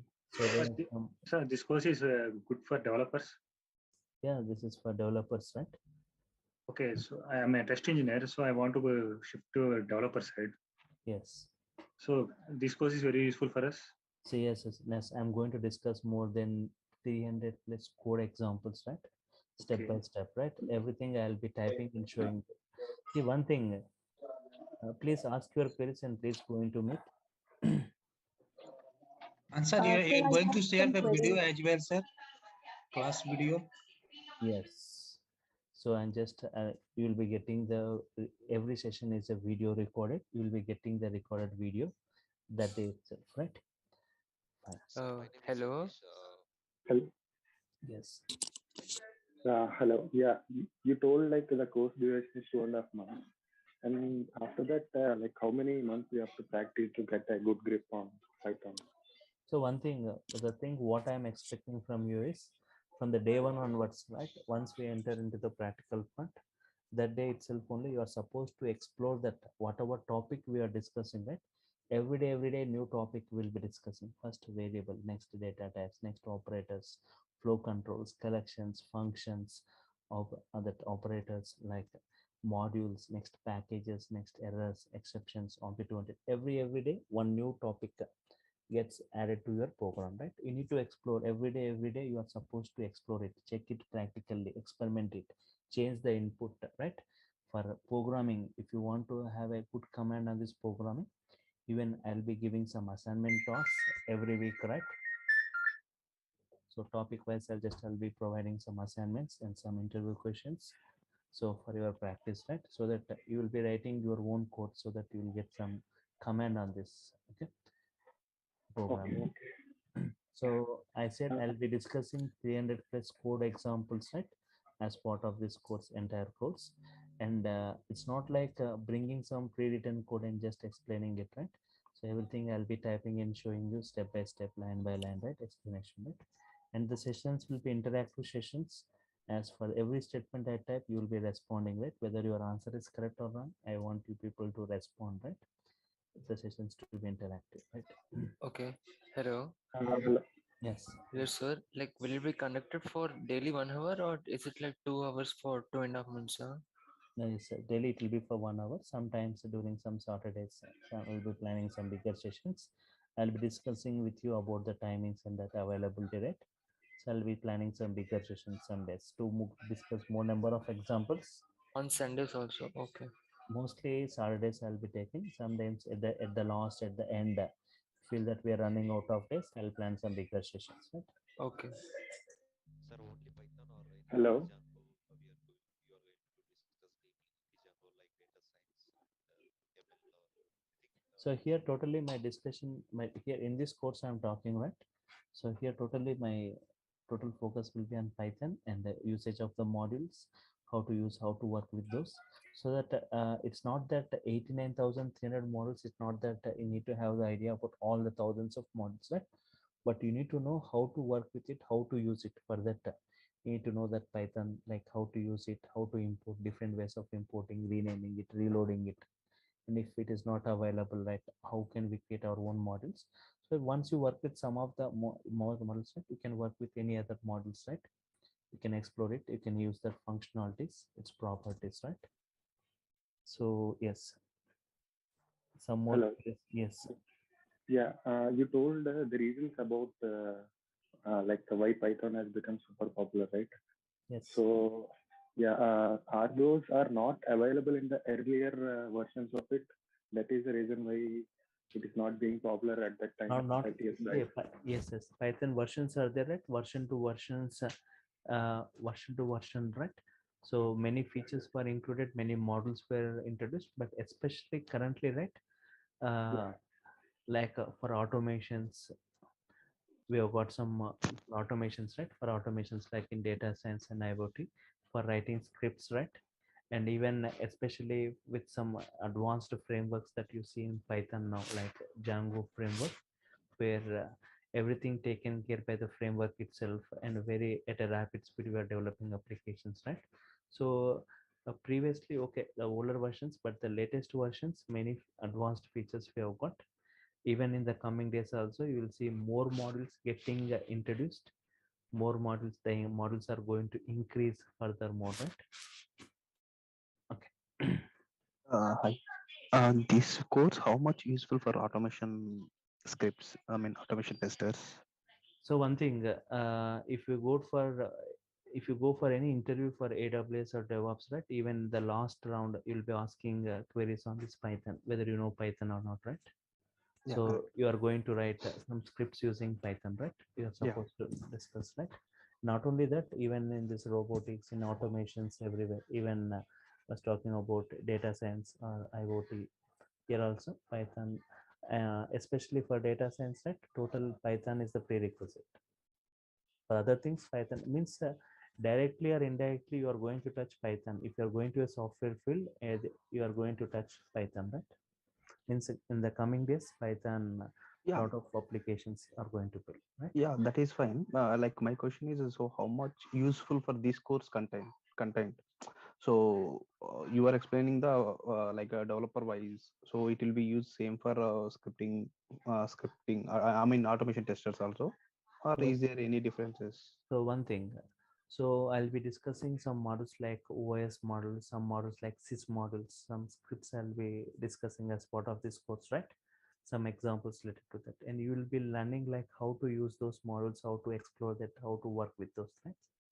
So in tomorrow's class also you can attend and you will check the importance of models, how we can explore it, how we can use it, the importance of models. So tomorrow, like it's not like people from different domains are getting updated with Python. Some people from big data background are updating with Python, some from testing background, from networking background, from automation background, right? They're getting updated. Like not like me discussing all that domain. Already you'll be having that domain related knowledge, right? But how to use the inbuilt module, inbuilt features present within a particular model. For example, for every domain, right, you have got a model available for testing, for networking. So from that model, how we can use that built-in properties, how we can explore it, how we can use that properties, how can we explore one by one built-in property present within particular model, that you will be learning, right? Models concept. So Okay. Hello. we'll be Yeah, discussing means tomorrow you'll be able to explore any other module of any other domain, right? You can just explore and you can use it, right? thank you. And also like how to write our own modules, user defined modules, right? Even Hello. Can a non-IT guy like stand with those IT guys after learning this Python? yes, yes, that's Or what I whether will. Yes, yes. One thing, tomorrow session you attend, right? I'll just give some examples, right? You can check it, how simple this Python code looks, and how the coding and how the Python statements look like normal. Whether you have got programming knowledge or zero programming knowledge, right? The syntaxes of Python are little different. Everything we'll be discussing from the scratch, ground level, right? From the starting basics to the advanced level. So one thing, you are supposed, if you're from zero programming or non-programming, you need to spend some time, right, every day on exploring those concepts and interacting in the sessions and asking queries and doubts wherever you got. So you can have good command on this Python, right? Even non-programming or non-IT, right? Those also you can just attend the sessions regularly and just practice the things daily. It will be very easy, right? If you are practicing the things in a regular basis every day, it will be very easy and very simple, right? Understanding Python. yeah, and the percentage you told, right, like in 2020 you're using like Yes, 40. yes. That percentage is like worldwide or only in India? No, it's totally the Python usage in that industry totally. 18. Okay, Yes, total IT yes, industry. yes. So Okay. even in the coming days, you will see more increase of Python, right? Okay, as I said, varieties of applications, wide varieties. So it's not conformed to a particular environment, right? It can all type of applications can be developed, except one, except so I can say like mobile applications. Python is very less used in mobile applications. So I'm not saying like Java is there, right? But I can say one thing, right? So Python, everything, it's not like something I'm boosting about Python, right? It's not like but you have got some limitation with Python also, right? I'm not saying I'm not degrading Java, right? Java has got one advantage over Python. Java is faster than Python. Java is faster than Python, right? Python is little bit slow as compared with Java, right? Okay. Sir, So that what is, is the cost of this course, sir? so as this is an offer batch, right? This is an offer batch. It is provided for a reasonable price. Like the cost of this is just it's 5K. It was 10K previously. It was just Okay. it was given for 5K, 5,000, right? Sir, this course is useful in freelancer. Yes. Yes. So what I'm Hello. saying is 80 to 100 hours 80 to 100 hours we are spending, right, with multiple examples. With Okay. I'm saying with 300 plus code examples, right? You are going to get a great command on this entire Python, right? Okay. Sir, we are passed out in 2020. Whether as a fresher we have an opportunities or we need to go in a proxy way, how it will be. No, no, 2020 and 20. Okay, can but you will be having as compared with 21 and 22 passed outs, you'll be getting little less calls as a fresher. But you are also treated as a fresher only. But as compared to them, little calls will be little less as compared to them, right? But Okay, even fine. whatever chance you get right in the interviews, you can just prove yourself, right? But wherever you see, even you can add some added weightage, even you can add some Python related things in your resume. So even if they ask, you should be able to answer. They will see that command and they will check your depth in that Python, right? Fine. Okay. Any So any resume building yeah, at the last I'll be forwarding you, right? I'll be just discussing resume preparations also, and I'll be forwarding some 5 to 10 resumes also for your and things. You can just change it accordingly. okay, sir. I just need to ask. I want to go with deep learning. So what should I learn with Python? So you have got knowledge in Python previously. I'm fresher. So like so Python is required actually. Total programming coding goes in Python, right? You're supposed Mm-hmm. to write, if you want to write a code, you need to write in Python. Implementation goes in Yes. Python, right? So Mm-hmm. how to work with models, how to use the models, and how to code. What is a function? What is a variable? What is a collection? Python collection. Everything we'll be using in that code, right? So you No, no. should be. Actually, I need to know that should I learn NLP or crawling with deep learning? You're talking what kind of Python topics you want to update your topic? Actually, I want to go with deep Yes. learning with Python. Okay. Yes, so that is not going to be covered in this course, right? Deep learning, No, only no. like I just want to know what should I learn with to go on deep learning, this NLP or web crawling. so deep learning, right? You can go for NLP. Both are required, right? Both are required. Both are required for Yes, deep learning. yes, yes. Okay, with Python, right? Yeah. So difference with yes, Malesh, right? It's not part of our discussion, right? Machine learning, deep learning, those things. Yeah, yeah. Just Yes, yes. I Again, need people to are know. people. No, no, no, not like I got a query from Malesh, right? What are that MML, DL? The other students will feel uncomfortable, right? What No, is sir, an MML? these words, these technical jargons come, people say, deep learning, machine learning. So So we yeah, don't know that's the difference it's between like data science. This all deals with data science course, right? That's a separate course like data science where we'll see with machine learning, deep learning, all artificial intelligence, right? So that's what machine learning also like we are training an applicational system to making it to predict in the automated fashion. Deep learning, it's a, like complex predictions. For complex predictions, we go for deep learning, right? Uh, Okay, sir. okay, fine. Which library is involved in machine learning, deep learning? So we have got many Important. techniques. Many techniques are available. Many techniques are algorithms are available. Regression techniques, classification techniques, clustering techniques, recommendation techniques are there, right? Again, within the techniques, we have got many techniques: regression, logistic regression, linear, decision trees, random forest, clusterings like k-means, user-based UBCF. That all deals with data science, ML, and DL, right? It's not part of our course, right? Okay, sir. So okay. Fine. So you people can attend the session tomorrow also to see more on this Python tomorrow and day after tomorrow. Next for 2 or 3 days more, you can just check and you can see that how this training goes. So I think I have done with your queries. If there are no other queries, then I will sign off for today. Meet you tomorrow, same time at 8 o'clock. Tomorrow the timings 8 to 9, right? Today we have extended up to 9:40, but tomorrow 8 to 9 we'll start the session at 8 o'clock sharp. You can use the same link for joining the session. So thank you all for your time. Thank you. So I'm signing off for today. Meet you tomorrow, right? Fine. Bye. Thank you, sir. Thank you so much. Thank you.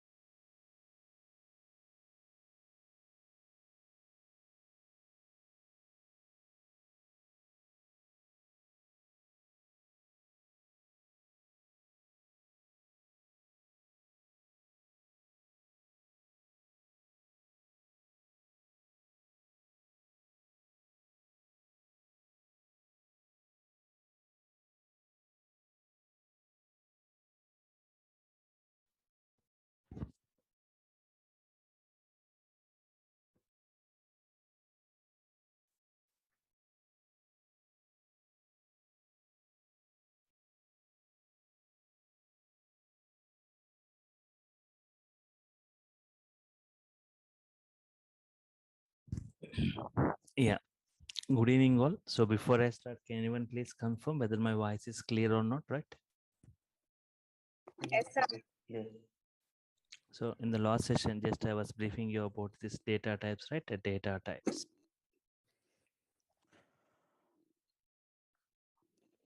आ रहा हूँ भैया आ रहा हूँ Data types, please be in mute. Data types are of two types, right? Data types basically are of two types.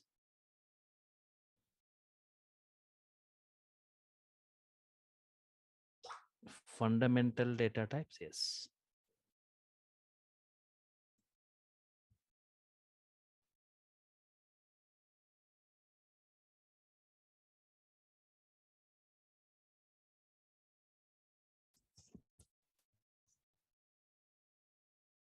Collection data types.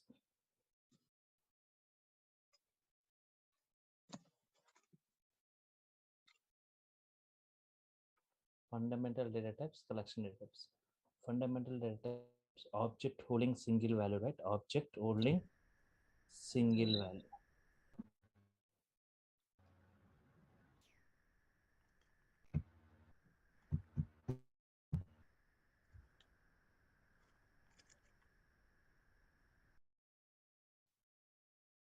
Example, object holding single value, example, right? X equal to 10.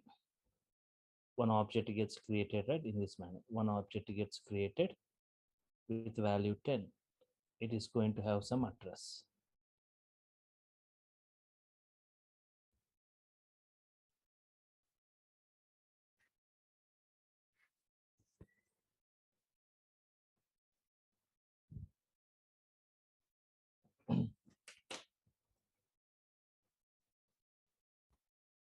One second.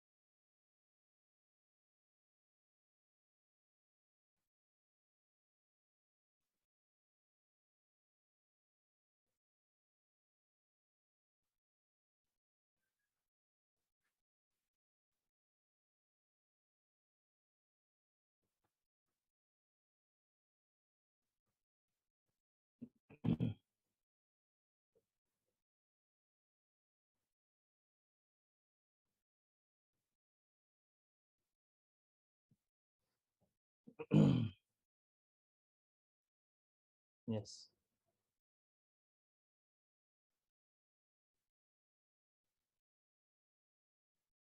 So here it is given, right? Yes, confirmation name.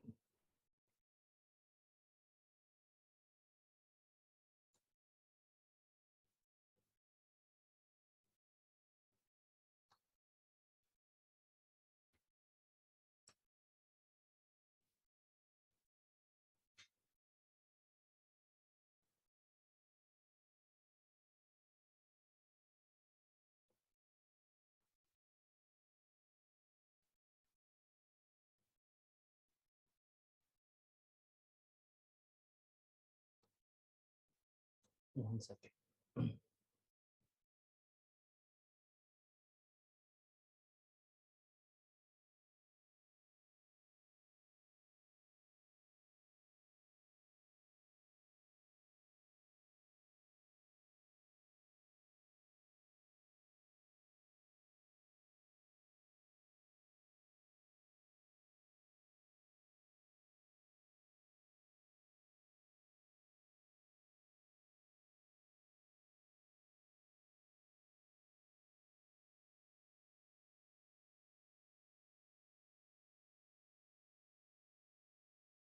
Okay, here x equal to an object holding single value, right?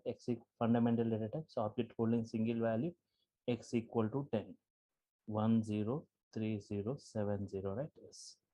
This address is given to x. So fundamental data types means object holding single value. So one object getting created internally and its address is given to x. Collection data types. Collection data type, object holding group of values. Object to holding group of values. The name itself saying collection of values, right? Collection of values. Object holding group of values.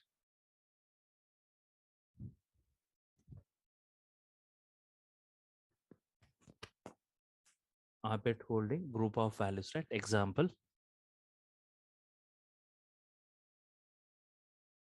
10, 20, 30, 40, 50. 10, 20, 30, 40. So here an object getting created internally, an object getting created internally, right? With some values.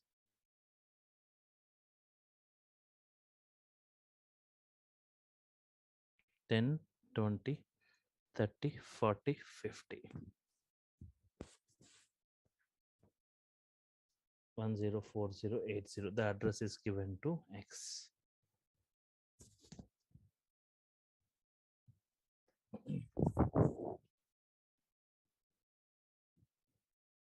Okay, fine. Here object holding single value, object to holding single value.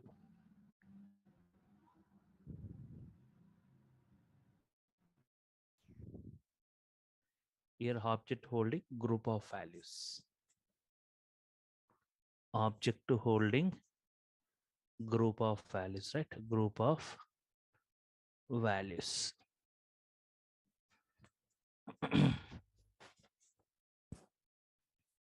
Object holding single value, and here object holding group of values.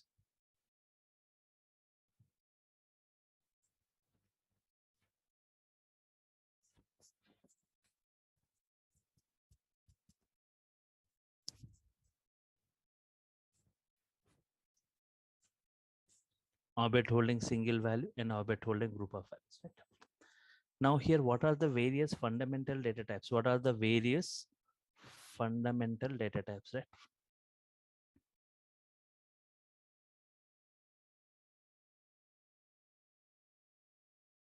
Mainly like 5 types: integer, float, boolean, string, complex. So integer, float, boolean, string, complex.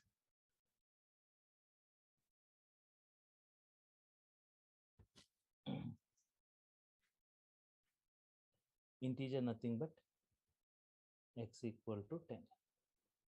Otherwise, like age equal to 25. Float like height equal to 5.9, something in decimal, right? Boolean, which returns either true or false. String nothing but like a sequence collection of characters. City equal to Hyderabad, right? Yes. Complex means something in for x plus iy. In Python, we say instead of I, jy, right? So I'll discuss in brief about this fundamental types, right? But what is integer? Something in, okay. Float in float values, that's in decimal values, which returns either true or false. Which returns either true or false. String, city Hyderabad. Complex, fine.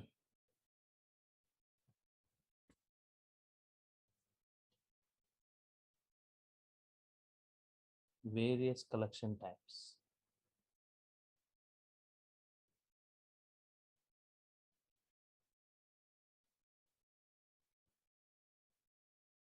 Okay, once list, tuple, set, and dictionary. Yes, 1 second.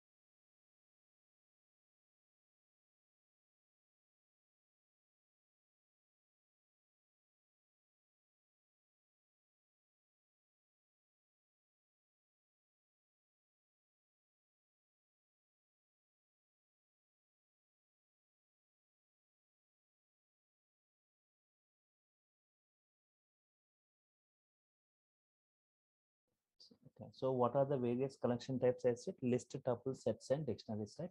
So list in Python, a simple representation, right? List represented by using a squared bracket, tuple by using normal braces, set by using curly braces, right?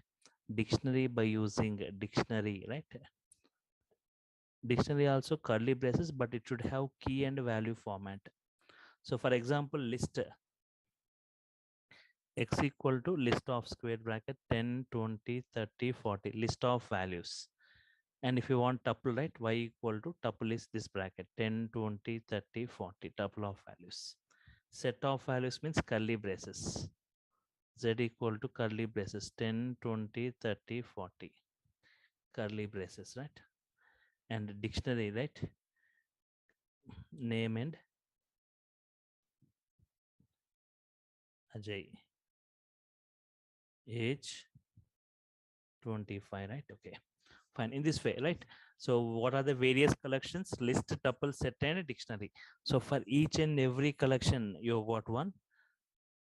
Okay, it is represented with this braces. List for whenever you see this square bracket means it is list type. Normal bracket means tuple type. Set means curly bracket. Dictionary means this key and value representations, right? Yes.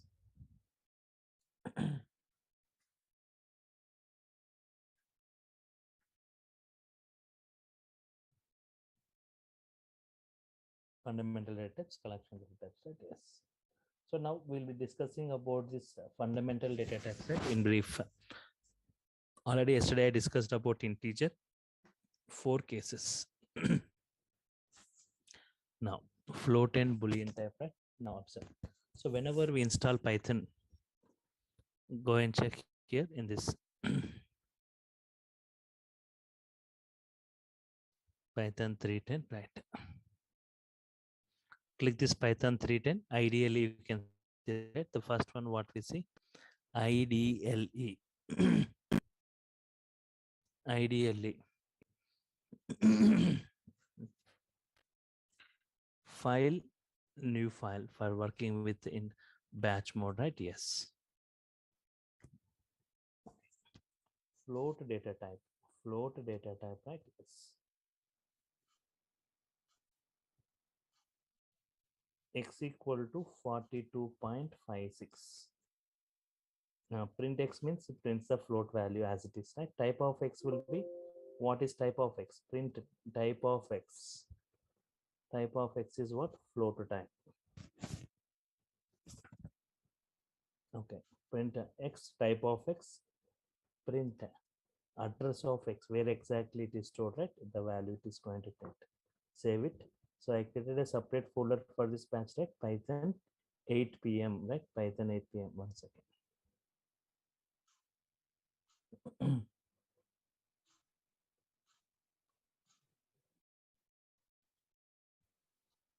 Data type, print x, type of x, id of x. Run module. Print x means 45.56. Class float and this address, right? Okay.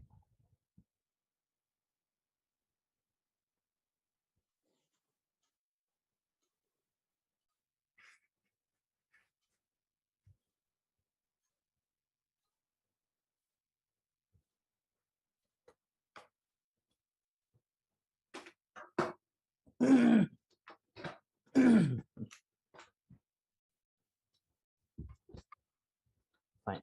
Next is the Boolean data type. Next, observe this Boolean data type.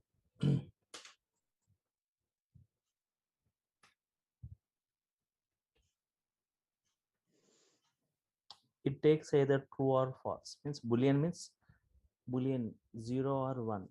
1 indicates true, 0 indicates false.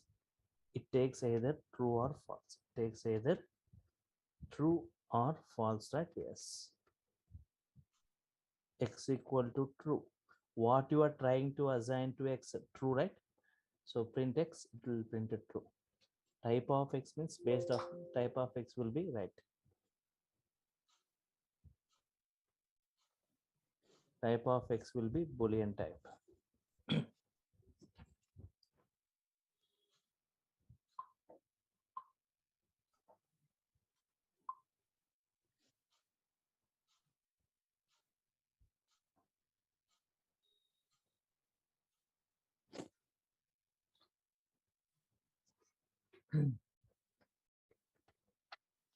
Print X, type of X, ID of X.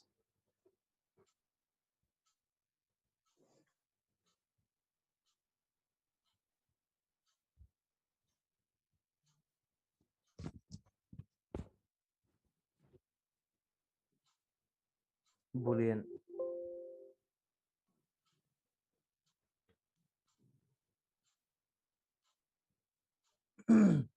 A run module, right? So print X means Boolean type of X, Boolean address where exactly it is stored. Print X, it prints this type is a Boolean type, its address.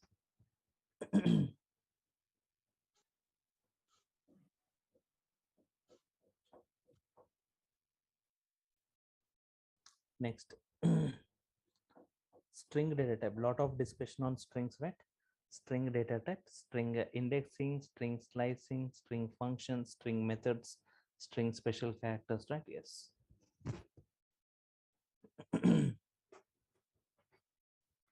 Strings. A string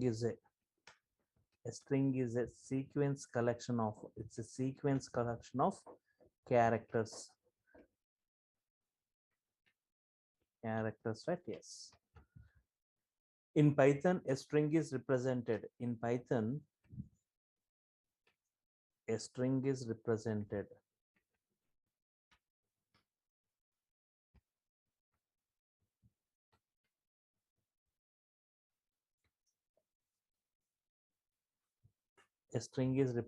using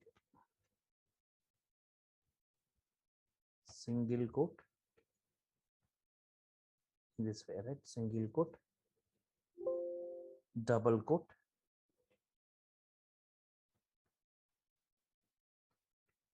triple quote. We use like single quote, double quote, and triple quote. Double quote in this way, triple quote.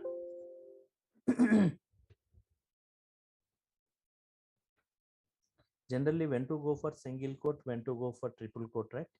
So whenever single line string, you go for single quote or double quote. Multi-line string, you go for triple quote, right? Single quote, single line string, we go for single quote. Multi-line string, you go for triple quote, right? Yes.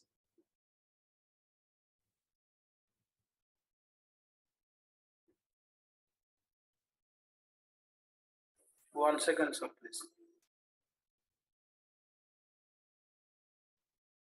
Okay. Each character string represented using single, double, and triple. So when to go for a multiple lines of string, right? If 3 lines, 4 lines, go for triple quote. If only single line, go for single or double. Each character of a string is accessed or identified, is accessed or identified is accessed or identified by a unique index, right? It is accessed or identified by a unique index. String supports two types of indexes.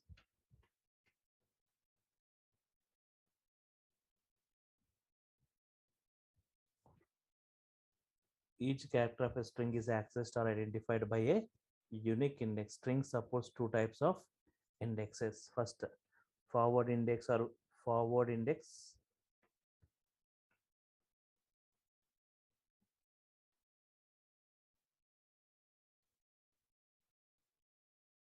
Forward index or positive index, right?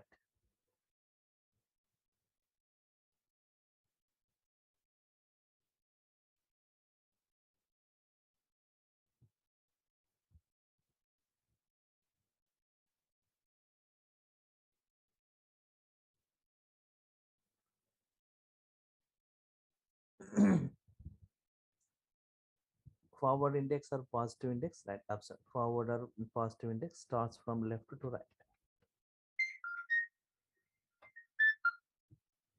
Starts from left to right. Starts with 0. Starts with 0. Second is like backward index or negative index, right? Observe this backward index or negative index.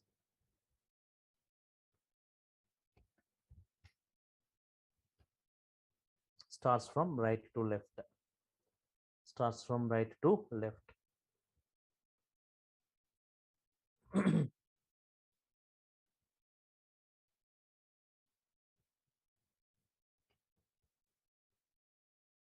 Starts from right to left.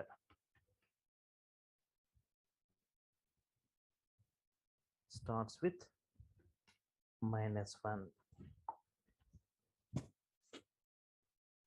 So here forward index or positive index starts from left to right, starts with 0. Backward index or negative index starts from right to left, starts with -1. Just observe this. If I'm taking a string like this, observe this diagram once to understand this. What is this forward and backward index? X equal to, I'm taking a string within double quotes, Python. So what is string? It's a sequence collection of characters. Sequence collection of characters. Okay. Here an object. So within that, okay. Fine. P Y T H O N, right? This is going to have some address. The address is given to X. So here forward index or positive index means starts from left to right. 0, 1, 2, 3, 4, 5. Starts with 0, starts from left to right. This we call it as like forward index or positive index. Forward index or positive index, right?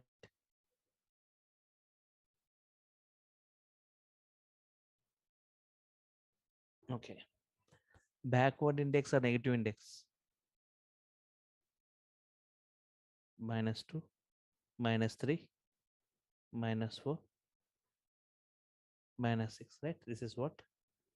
Backward index or negative index. Backward index or negative index.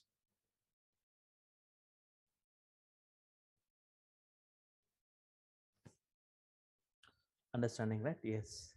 So forward index starts from left to right, backward index starts from right to left. Now try to answer what is the value of x of 2. X of 2 value is what? X of 2 value is what? Yes, sir. P, right? Yes.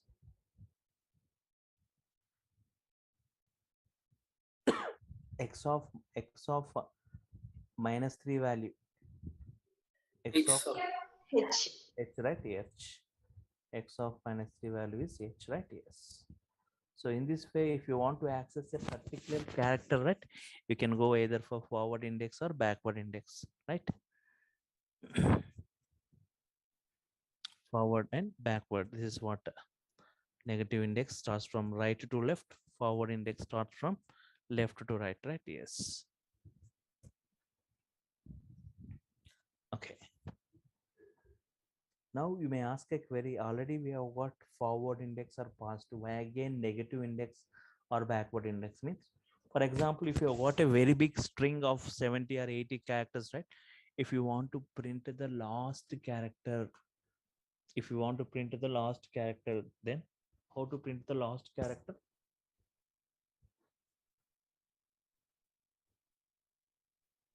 Index n-1. No. Index -1.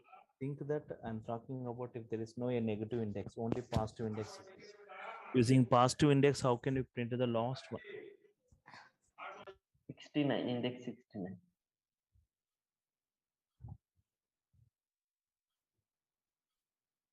Python is a dynamic programming language. Print the last character.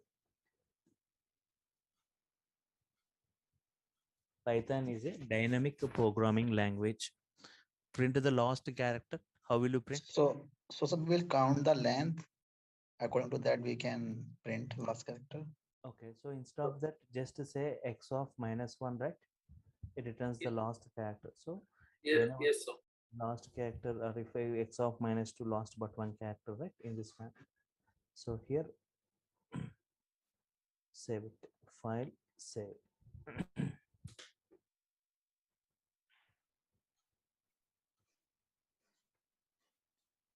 So either you can go with, so single line comment means start with hash. These are not executable, right? This is for our understanding. So here multi-line comments start with triple quote, end with triple quote, start with triple and end with triple quote, right? Yes. My voice is clear and audible to everyone, right? Can anyone please confirm? Clear, sir. Yes, sir. Now see x equal to Python python. So what you are assigned to a string type, string, right? Yes. Okay. Print x, yes, it prints the string. That's fine.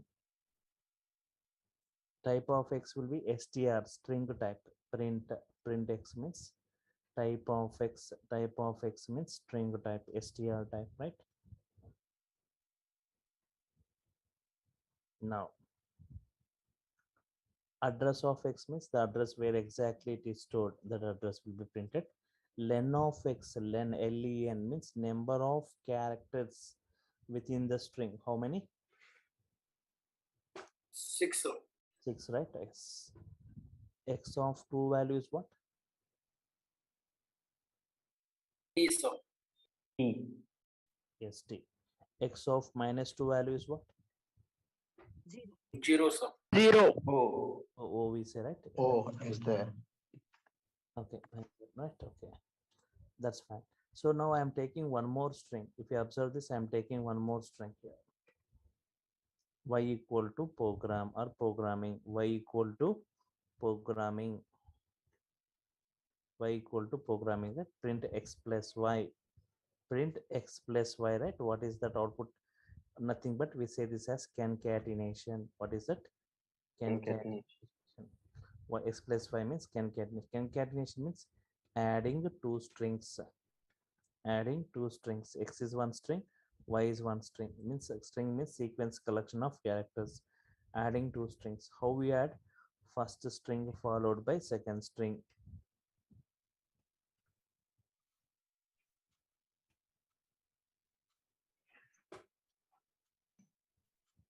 Adding two strings. First string followed by second.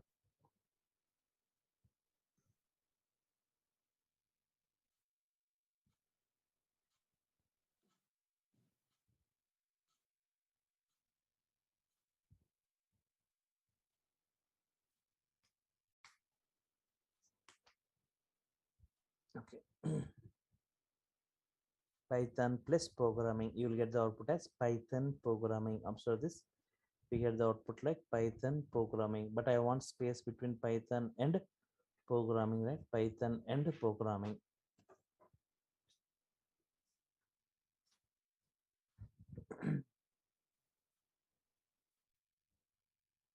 Print x plus y, you get the output like Python. Sorry, already it's there, right? Okay, Python, but I want space between Python and programming. Add three strings. X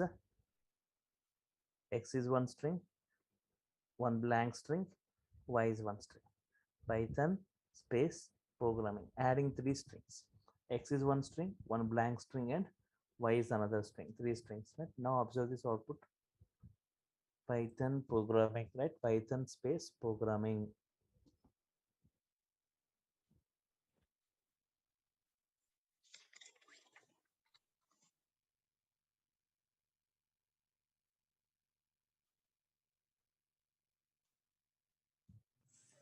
Can we give a single quote also?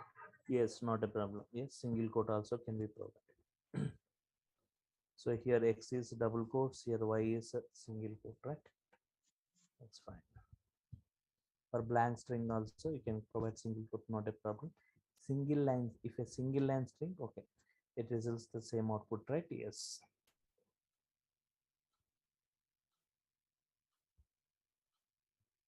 File, new file. Okay, understood, right? This is what's string, the type, their length. Yes. So can we print first letter of word in uppercase?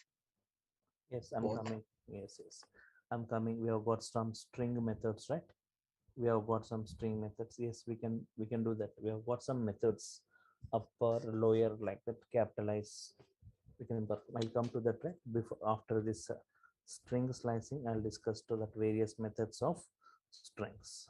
At the end of the session, I'll be giving methods of string, right? String slicing, extracting particular portion of a string. Extracting, yes, keep your query with you. Just I will be discussing examples. At that time I'll be, when I'm discussing string methods after this. Extracting particular portion of a string. Extracting particular portion of a string. For example, there is a string like this. Now I want responses from everyone. X equal to Python program. X equal to Python program, right? This is given. Print X means prints the entire string as it is. Extract, try to extract only Python from this. Print only Python from this. How can I print only Python from this? Try to answer. Print X Python. uh, Python. 0 to sir. 0 to 0 to 5. 0 to 5. 0 to 5. 0, 7 sir. 1, 0, 1, 2, just say the 6 answer. sir. 6 sir. 0, 1, 1, 2, 2, 3, 4, 4, 5. 5. 0 to 5.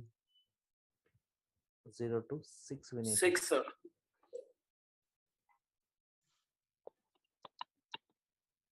Observe carefully. 0, 1, 2, 3, 4, 5. I need to give 6. Actually, you are supposed to give up to 5 only, right? But here 0 we call it as lower bound. This we call it as upper bound. Always upper bound is excluded. Always upper bound is, I'm writing a comment here. Always upper bound is excluded. Means if I give 5 here, 5 gets excluded. You won't get n, right? That's why 6. Even if 6 is excluded, up to 5 you are going to get, right? Save it first before you execute. Run module, right?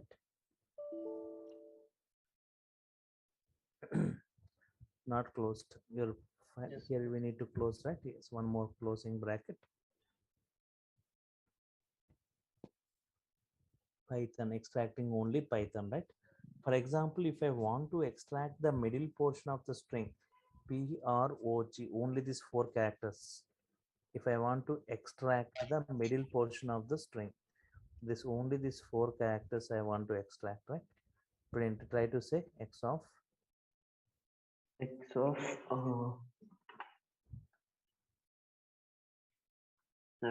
to 7 to we go for 8, 9, 10. 7 to 11. 7 to 10. 12 sir. 0, 1, 2, 3, 4, 8. 5. 8. 6. 6 is 6. 20.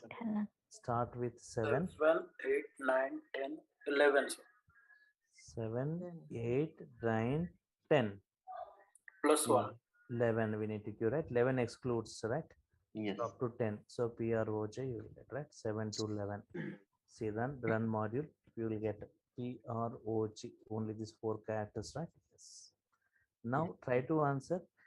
7 to 11 means PROG. But if I give like X of 11 to 7, what is the output?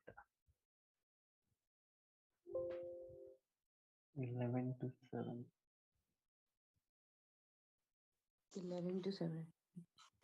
X of 11 to 7 means 7 to 11 PROG. 11 to 7. It will not print anything, guys. I think so. Only G will be printed. It will print empty string. Yes, sir.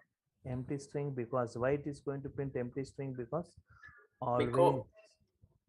always slicing in the forward direction, not in the backward direction. If you go in the backward direction, it will return empty string. Always it should go in this way: Python program, PROGR program or Python. You should not go in the backward like this, right? It returns empty string. Sir, I have one question. Yes. Suppose I'm giving counting as a minus. Suppose I'm giving -11 to -7. Then it will print or not. One second. I'm coming to your query. First, observe this output, right? Empty string you got, right? Empty string you got here. So now, yes, coming to your query. Now, can you say extract PROJ using negative index? Everyone try to answer. How can I extract PROG using a negative index? Positive index, you have said me.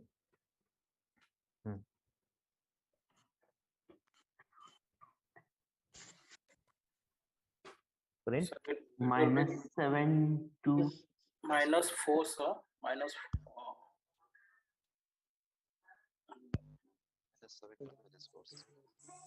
-7 -4. -7 colon -4, sir. -7 to -4. -7 you want here -1 -2 -3 -4 -5 -6 -7. Okay, -7 onwards.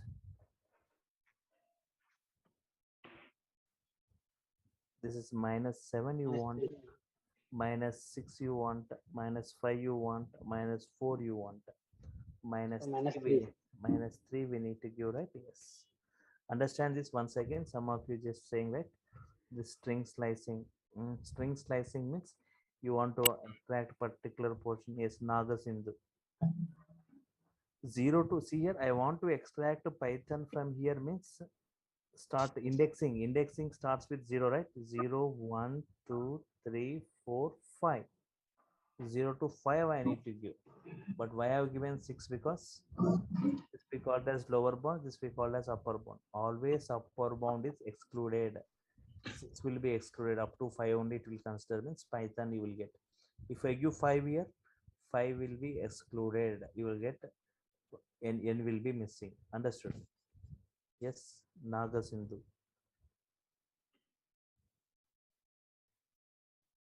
Yes, sir. Now it's clear, sir.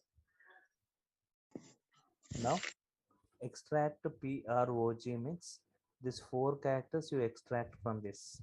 Means 0, 1, 2, 3, 4, 5, 6. This blank also takes 1. Start with 7. 7 you want, 8 you want, 9 you want, 10 you want. So if I give 10, G will be excluded. Give 11. 11 excludes. Up to PROJ you will get, right? Yes. Now if I give 11 to 7 means 11 to 7 means you are going in backward way. Backward way means you will get empty string only, right? That's fine. Now extract PROG using the negative index. Negative index means -1, -2, -3, -4, -5, -6, -7. Start with -7 you want, -6 you want, -5 you want, -4 you want. If I give -4, G will be excluded. So -3 you give. -3 excludes means -7 to -4. Now have you understood, everyone? Slicing either in positive or negative, right? Yes. Yes, sir. Yes, sir. Okay. Now try to answer x7. Just observe this output. -7 to -3 means you got PROG, right? Yes, that's fine. Now extract the entire word. Extract the entire word program. Sorry, extract the entire word program, right? Program. Yes. Everyone try to answer. You are supposed to answer, right? Everyone in the chat panel or through voice. Yes.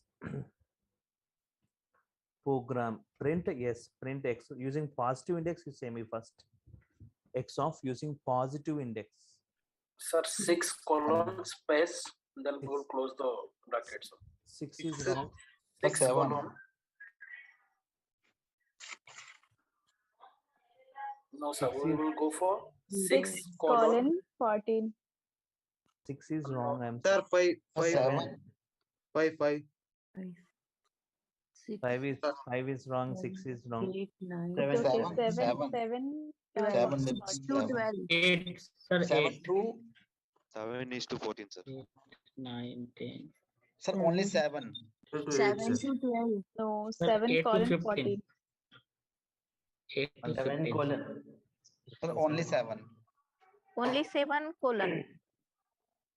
Observe here. Only 7. Clearly, we see PROG means starting P means 7, right?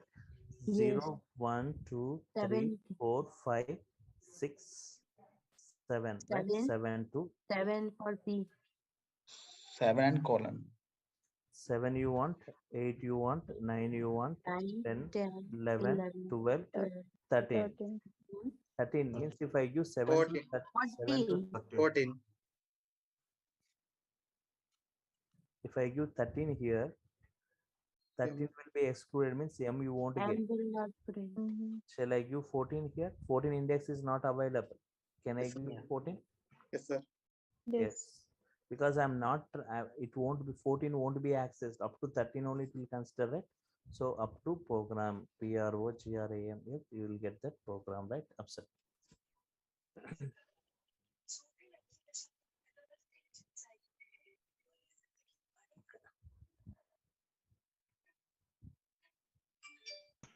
X of another way 7 to 14 is correct, otherwise it's 7 to yes 7 to column. 7 to yes, don't give the upper bound, right? That this also works. These two results the same output, right? It starts with 7 to, if you're not ignoring the upper bound, right? Upper this. I'm getting some sound from someone, please be in mute. Rukshar Mustabi, right? Yes, sir. Rukshar Mustabi. I'm getting some background noise. Is there any TV going on? Sorry. Okay, fine. So if you got any background noise, right, just you can give your response through short panel, right? Fine. Otherwise, you can just decrease your volume, right? See, 7 to 14 means program, entire program. Okay, fine. Okay, here 7 to upper bound is excluded means it will start with 7. If you are not giving the upper bound, it will read up to the end of the string. It will read up to the end of the string, right? Yes. 7 to end of the string. Both results the same output, right? Yes. Run module, right? Program, right? Yes, program and program. See here, one more query was asked. Why 7 -7 to -3 for PROG means? Observe carefully how this indexing is made. -1, -2, -3, -4, -5, -6, -1, 2, 3, 4, 5, 6, 7. P means -7, right? So from here onwards, if minus, you should go in the forward direction. Using negative index also should go in forward direction. -7 you want, -6 you want, -5 you want, -4 you want, -4 you want. If I give -4, G gets excluded. So -3 you give. -3 will be excluded. Up to -4 it will consider. PROG, right? Understood? Yes. Naga Sindhu. Understood, right?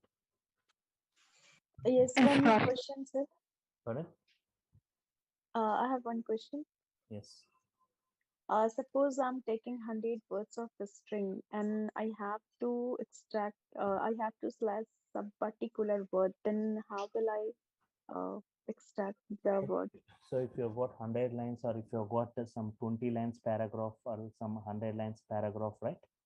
Yes, From yes. that, if you want, for example, you have got some a big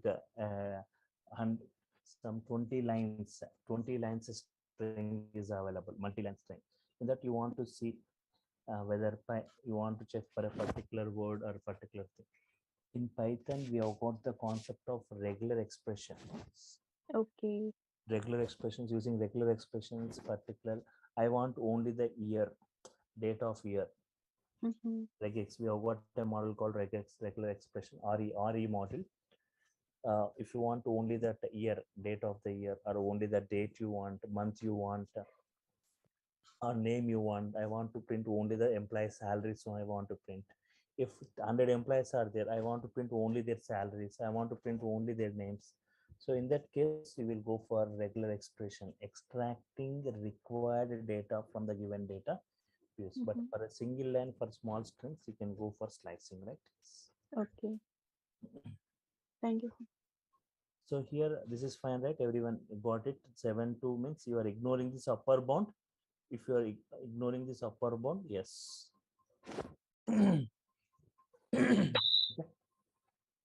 It will read from 7 to end of the string, right? Yes. Next, for example, using extract a program using negative index, right?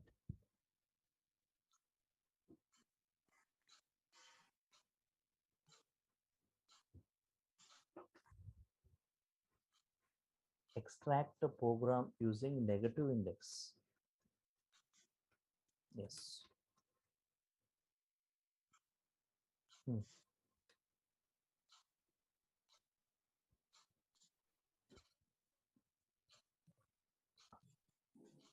Program using negative index. Print.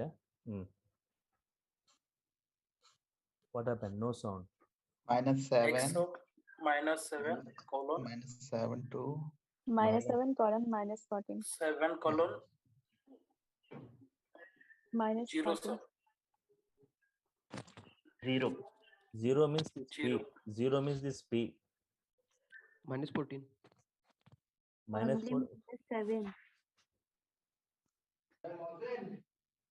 Sir, if you leave like no, it will print the entire program. Yes, exactly. So this -7 to remove. Don't ignore this upper bound. Don't give the upper bound. Means from -7 to remaining everything, it is going to read.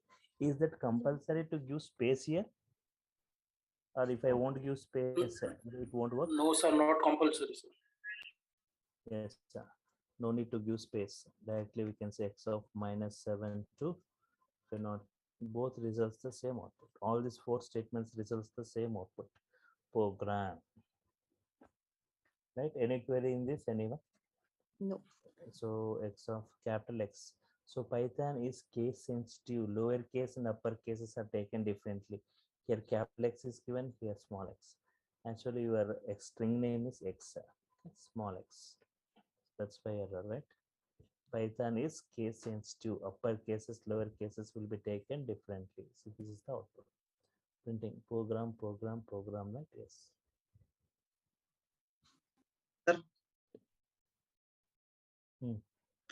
sir, if we are adding the -7 to -1 also, the output will be coming or not?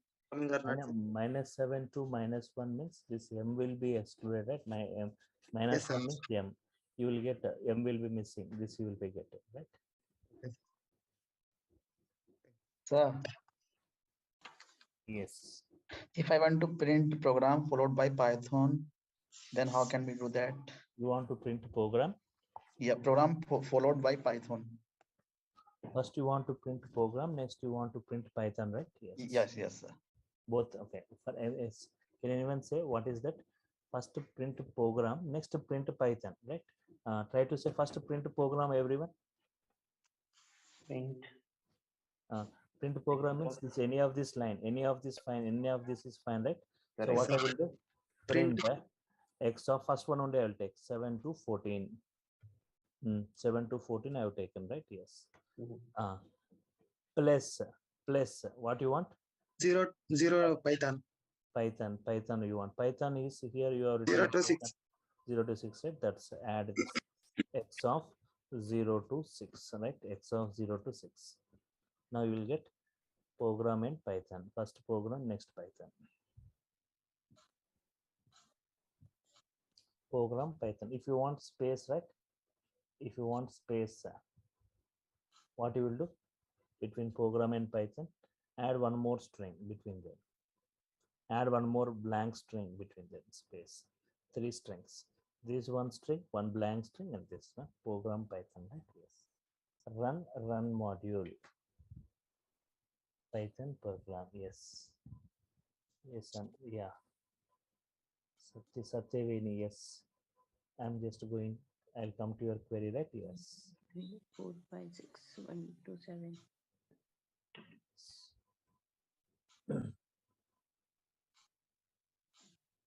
Yeah, any query? Yes, you are counting something.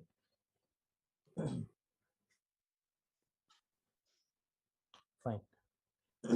Yes. Next, for example, here upper bound I didn't provide, so it will lead up to the end of the string. What if I want to give this lower bound? Will I get error here in this case? No, sir. Full string will be printed. It will read from the start of the string to 16th index. 16th index excluded, up to 5th index it will read. Start of that string to, if you are ignoring this upper bound, lower bound, it will read from the start of the string to 6 excluded up to 5 it will read, right? Yes, understood. What is the output you get? Python. Python. Python, right? Yes.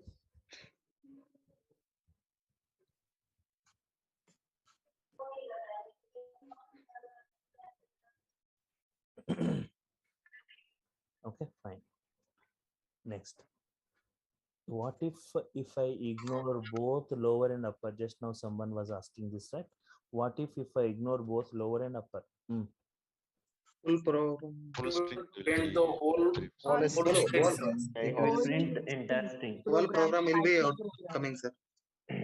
Entire string gets printed, right? Python program, entire string gets printed, Python program, right? Yes. It's similar to printx, similar to printx. Similar to print x of 0 to remaining, right? All these three statements results the same output. All these three statements results the same output, right? Yes.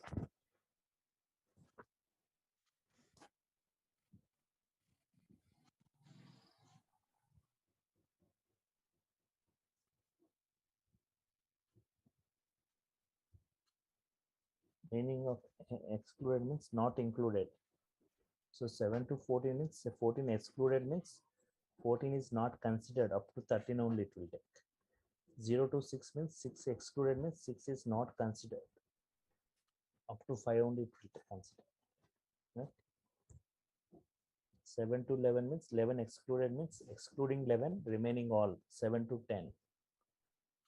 Minus 3 excluded means minus 3 is not included. Minus 7 to minus 4, right? This way. Excluded means remaining. Now, can I take the combination of negative and positive? Is it valid if I take like this? Minus 7 to minus 7, where it is. Can I take the combination of negative and positive index? Is it valid? No, sir. No. No, sir. No, sir. Minus 7 means what? No. Minus 7 means what? P, right? Minus 7 means Yes. 14 means X. what? 14 means this is not M. up to 13. That is 13, 13. right? So will you get the output or error? error. Error. Yes, sir. It We will get get an the error. output, sir. You will get program. You will get programs. Program, right? Yes. Valid, right? You're going in the forward direction only, right? Minus 7 means P, 14 means X. Program, you will get the output is program. Yes, it's valid. Minus 7 to 14. So now Sir, but counting will be different. what is it? Counting will be different, right, sir? Like negative and positive. Past, see, minus 7 means which one? P. P. 14 means what? Here. Sir. The index not available. 14 excluded. 13 up to 13. Minus 7 to 13. It will work. It will But work. positive values will count from forward to backward, and Yes, negative here, values will be. yes, sir. Here we are going a negative minus 7. You are going in this way only, right? Minus 7 means this one. 14 means this one. You are going in the backward. So this upper bound is in the upper bound. 14 means what? Where it is 14 means this one. 14 is up to 13. Minus 7 means this one. Minus 7 to 14 you are saying. You are going in forward or backward? Backward means empty you will get, forward means you will get the output. Okay. Say me the output for -7 to 11 then. What is the output you get? -7 to 11.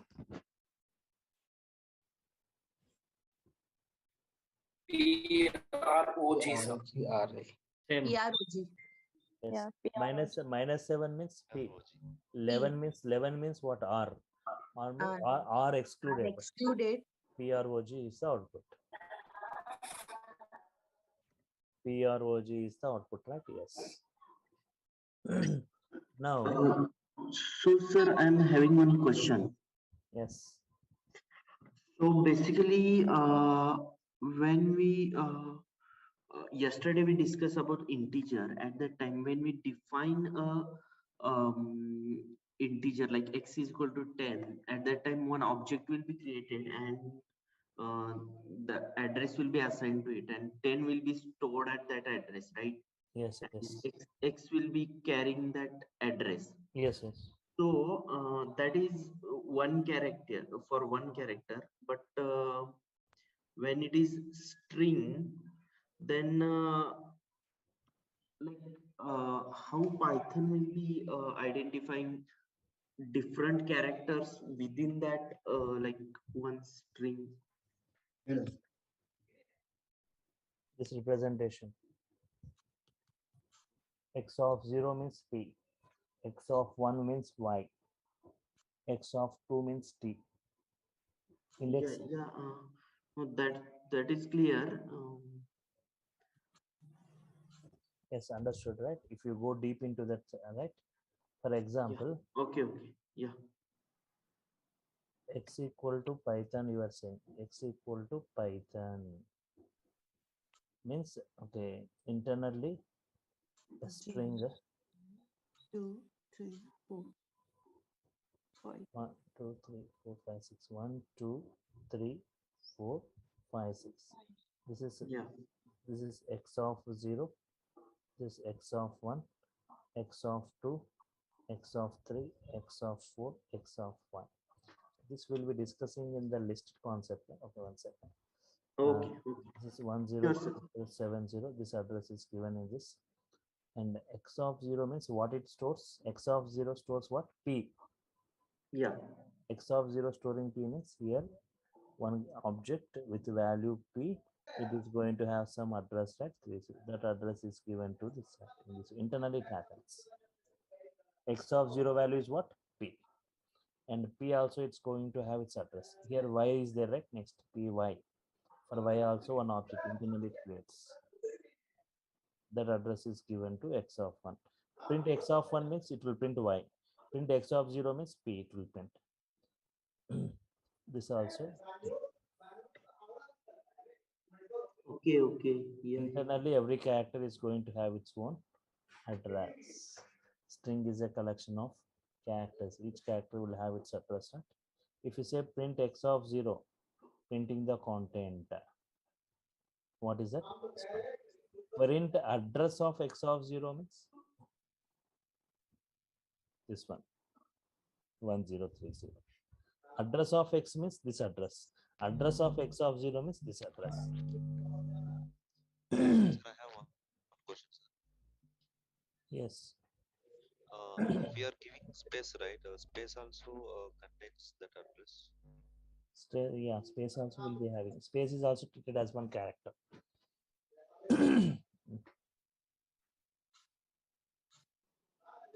Sir, Yeah. always index given the lower bound and upper bound. Okay. Yes. How I can identify that?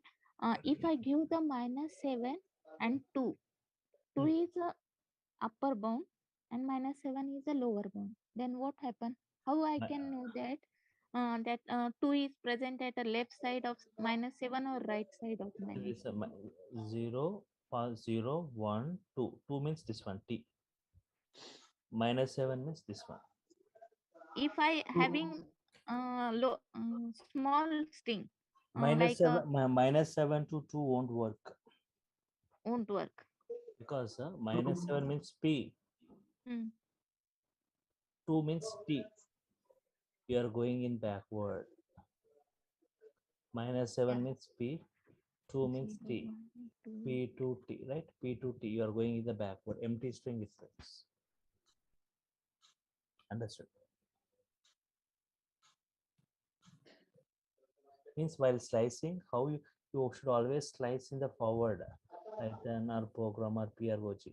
Minus 7 means P, okay. 2 means what? T. From here to here. This is upper, this is lower, this is upper. Yes. Understood, right? Everyone understood this slicing, right? Indexing and slicing. Any other query? Yes. Next, you have asked one more query. Someone was asked one more query, right? Just I'll take 5 more minutes. So observe this. Minus 7 is the higher value, minus 12 is the higher value. Minus Minus 7. 7. Minus 7. Minus 7 is the Higher higher value, value. sir. Higher to lower, you are saying. Higher to lower, you cannot. Lower to high. See here, lower to higher, you can go. 0 to 6, 0 to 3, 0 to 5, 1 to 5. Minus 7 to minus 12 means you are going in backward direction. Empty you will get.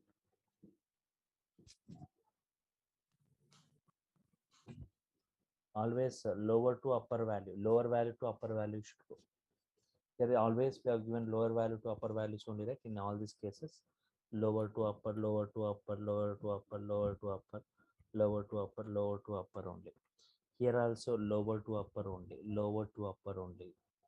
Upper to lower you cannot go. Upper to lower if you go, empty string.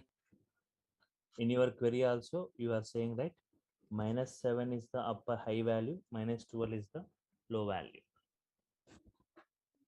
Hello, sir. Yes.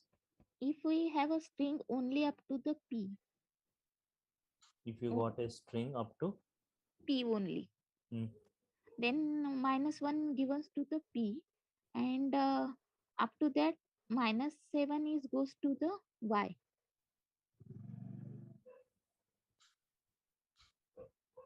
At that time, we can give as a minus 7 colon 2. minus 7 colon 2 for which one? Python you are talking? For Python up to P only string. Here up to here you are talking? Up to P only. Okay.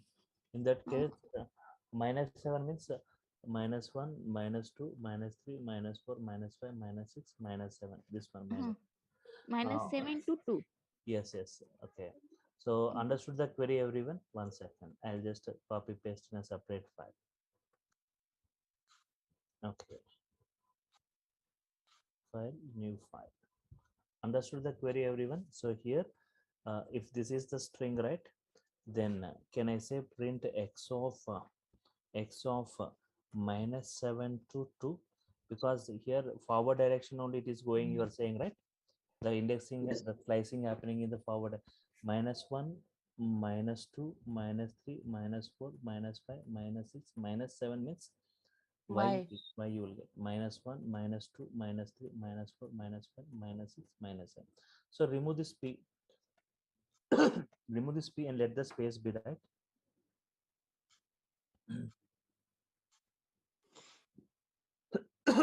You mean to say minus 1 is the space, minus 2, minus 3, minus 4, minus 5, minus 6, minus 7. Minus 7 means okay. This p. 2 means 0, 1, 2. 2 Only py, sir, will print. Py. Py. You will get py. That's not a problem. Because here you are going in forward or backward. Forward means it will use up. If it is backward, it will give empty string. So you need to see whether you are forward, it is backward, it is. So here one thing, if you are giving lower and lower to upper only, right? This is lower value up. Always upper bound should be the higher value. Always upper bound. In the previous example, you are given this query, right? Yes. Yes, sir. I say that every time we must be to know the So here whole string is this one. this was your query, right? So here For Python, always upper bound should be higher value. This is lower value, right? Minus 12 is less than minus 7. but in case of Python program, we can't use this indexing -7 and 2. Then it means that the every time we must know that this is the indexing of our particular character. Then only can we give the slicing of this. So one thing, when you are performing slicing, right, this upper bound should be the higher value as compared with this lower bound. Then you are going in the forward direction. If this is this, if upper bound is lower than this upper, this is 7 is there, right? It is less than this, so it gives empty string. Always, if you see in all these examples, So, sir, lower to upper, lower to upper, lower to upper, lower to upper, lower to upper, lower to upper, lower to upper, lower Sir, to upper. In but your in in your example also, lower to upper. But in case of if we have the next string as a Python program, I give the -7 and 2. It also the lower to upper, but it Okay, not work. -7 to 2, right? Yes. 2. But my string is Python program, the previous one. -7 to 2, what it is giving? Yeah, py. No, so no. My it string depends. is It's Python, right? Python program. Python program. Program. Python program. Is it Yes. valid or not? One second. Now. So here -7 means this.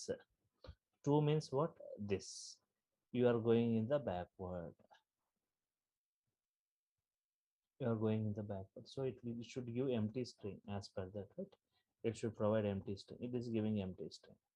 So it's valid only. It won't give any error, but it will give empty string. It's valid only, but it won't provide any string because empty string because you are slicing.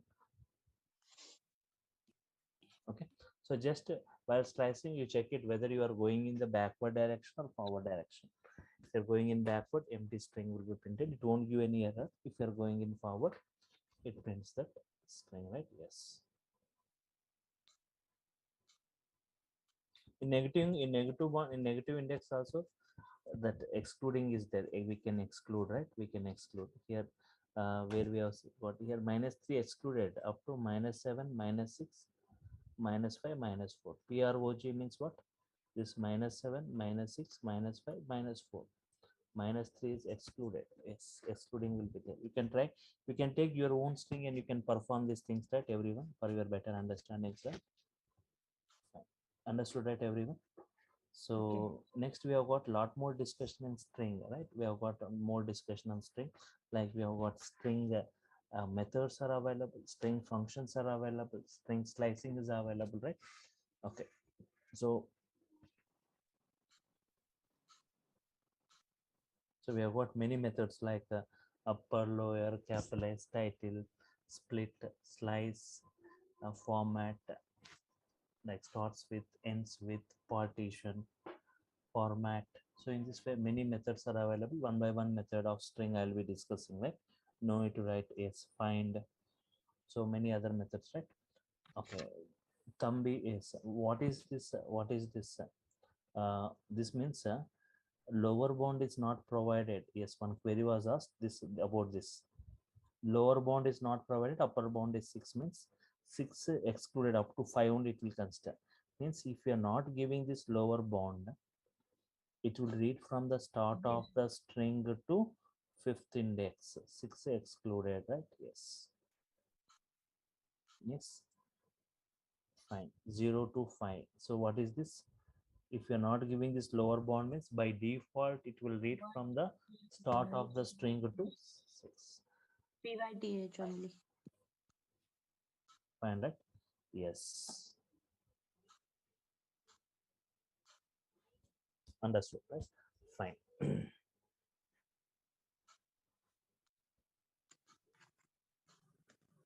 So the next class will be on Monday, right? Tomorrow Sunday there is no class.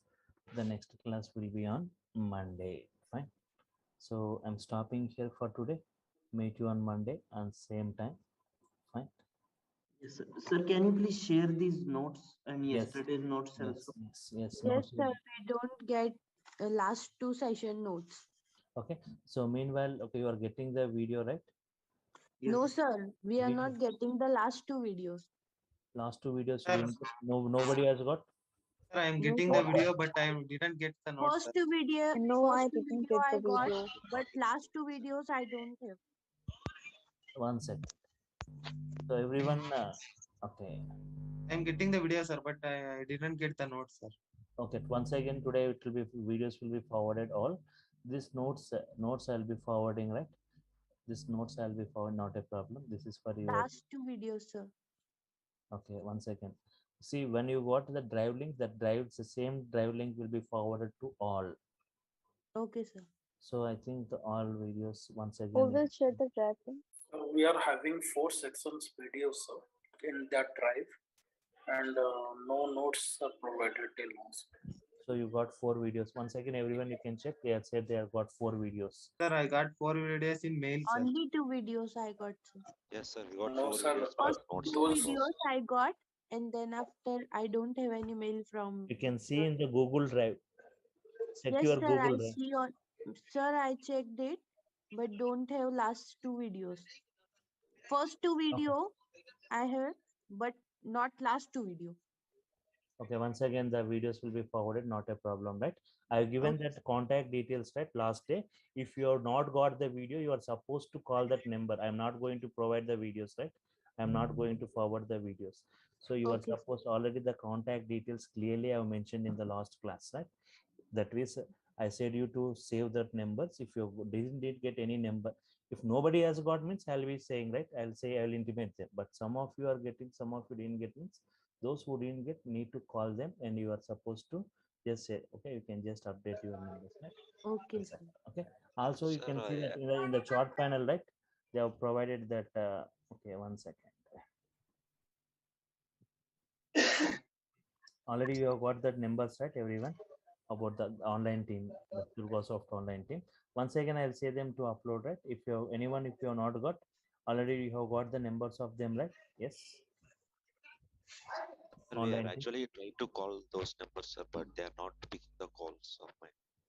Sometimes they are not picking the calls. I think they'll be busy with the calls. Okay, you can wait again. You can recall. Okay, so I'll send them, right. I'll just say them to again re-forward those videos. Not a problem, right? So fine. So once a group will be WhatsApp group will be created directly, you can have interaction with me, right? Once all everyone are got enrolled, right? So mostly in the next everyone try to get enrolled, mostly like the next 1 or 2 days, the next session, right? The total link also will be changing. A new link will be forwarded for only those who got enrolled. Notes you'll be getting the notes for only those who got enrolled, right? The students who got enrolled, those people only will be getting the notes, right? And that next day, that Monday will be the last day, right, for the sessions, free sessions, right? So from Tuesday, only those who have got registered or who got enrolled, they will be getting the notes and the video link. There won't be any problem. And also a WhatsApp group will be created for those people, right? Directly, if it doesn't have any video, you can directly post in the group if you have not got the video, right? And that online team also will be there in that. Okay, fine. Sir, please share the notes. Okay, fine. These notes will be forwarded, right? Not a problem. Up to here. Yesterday's notes also. Thank you, sir. So I'm stopping here. We'll Okay. continue. Thank you, Okay, sir. thank you, sir.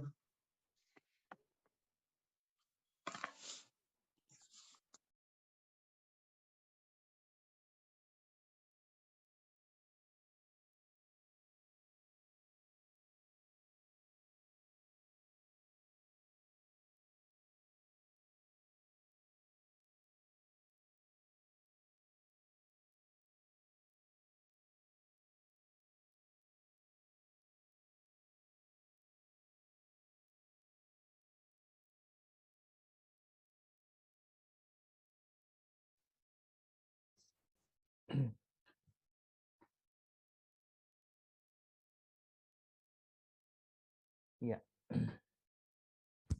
Yeah, good evening all. So before I start, can anyone please confirm whether my voice is clear, whether my screen is visible or not, right? Yes. Yes, sir, your voice is Yes, clear. you are audible. Voice is clear. I'm going to discuss right basics to this Python, defining variables.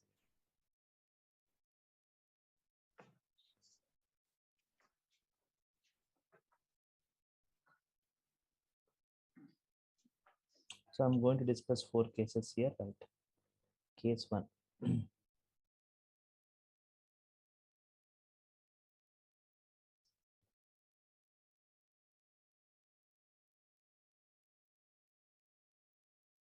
Whenever I'm defining a variable like this, x equal to 10, right? X equal to 10.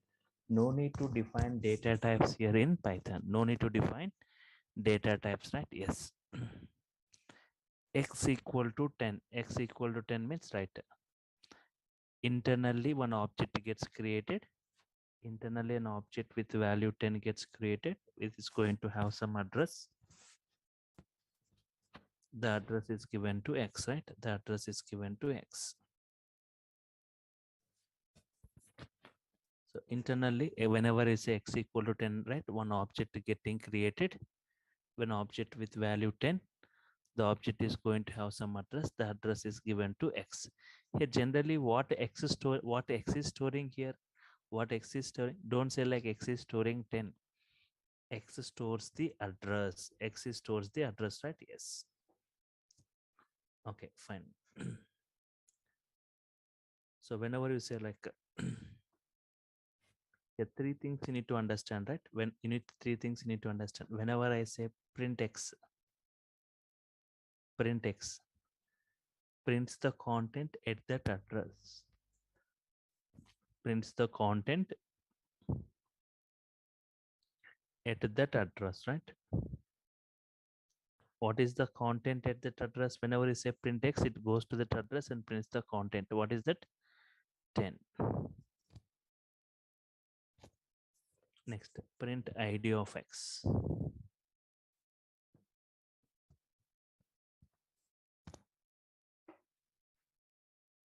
Print x means prints the content at that is 10.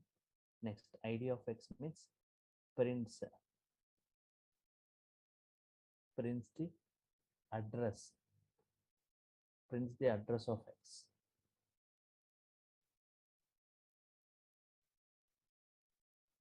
103070, right? 103070. Type of x. Type of x means prints the data type of x.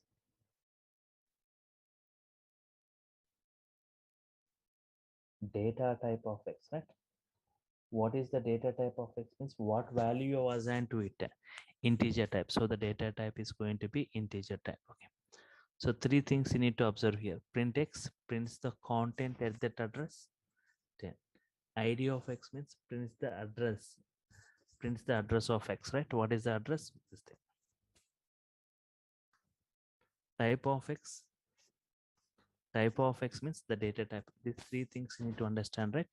Print x, id of x, and type of x. Printing the content, printing the address, and printing the type. Fine.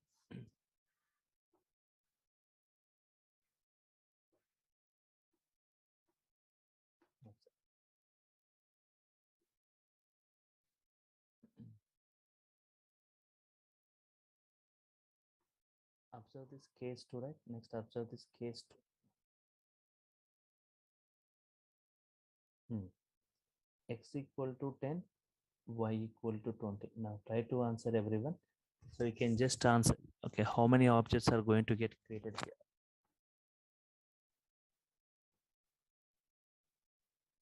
Two objects.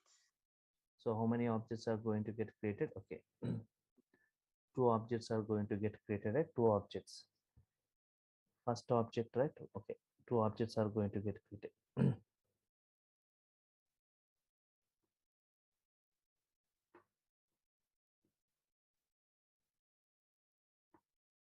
For 10, one object gets created, right? With some address that is given to x. And for y equal to 20, one more object 20 gets created with some address, right? That address is given to y. X and y, right? X equal to 10, y equal to 20. Okay, fine. Try to answer no. Print x means what is that? It prints goes to the print x means 10, right?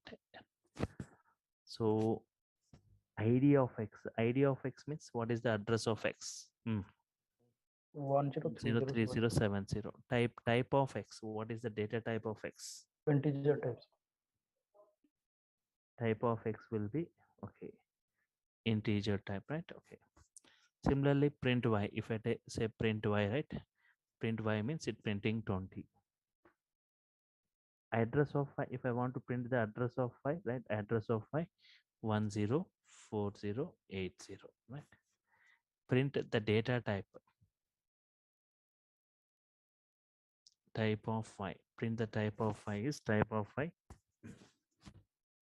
into type.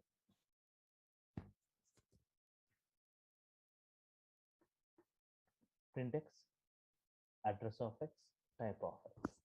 Print y, address of y and type of y, right here. So here two different variables with two different values, right? Then two different objects gets created with two different addresses, right?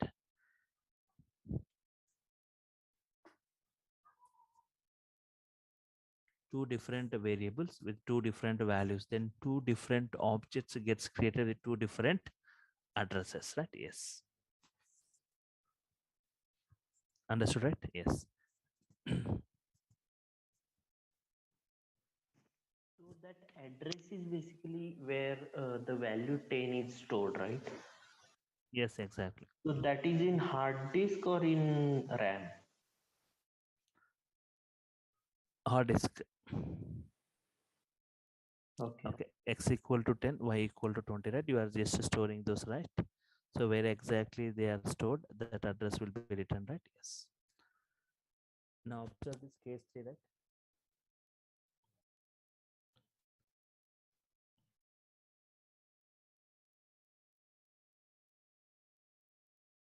When we make x equal to y, right? X, you are assigning the y address to x, means so the same address, the same content, right? X and y going to have the same content and the address.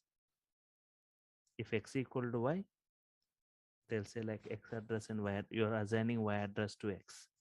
The contents going to be the same, address also going to be the same, right? Now observe this case 3, right? X value is 10. Now everyone try to answer. You can just give your responses through voice or through chat panel, right? X is 10, Y is 10. How many objects getting created here? How many? Everyone try to answer. How many? Two objects. One object. One, sir. One object. One One. object. So only one object going to get created here. Observe carefully. Here only one object. Only one object. An object with value 10 is going to get created, right? An object with value 10 is going to get created. It is going to have some address. The address is given to x. So before creating object for y, right? First it checks any object with value 10 is available or not. Any object with value 10 is available or not, right? Yes. If available, the same address will be given to y, right? Before creating object for y, first it checks any object with value 10 is already available. If available, the same address will be given.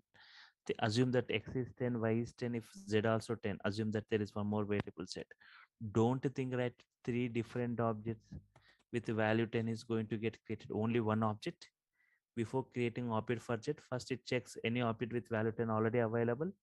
If already available, then this address will be given to z, right? Yes.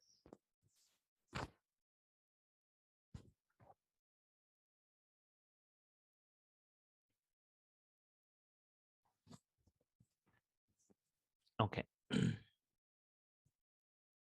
X is 10, Y is 10, Z is 10, right? Okay. So here only one object, its address is given to X, Y, and Z. Means all the three variables X, Y, and Z, they are sharing the same content and the address. They share the same address and the content. So now try to answer what is value of print X?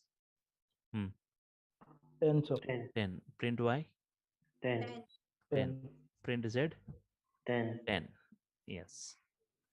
So X value is 10, Y is 10, Z is 10, right? Yeah.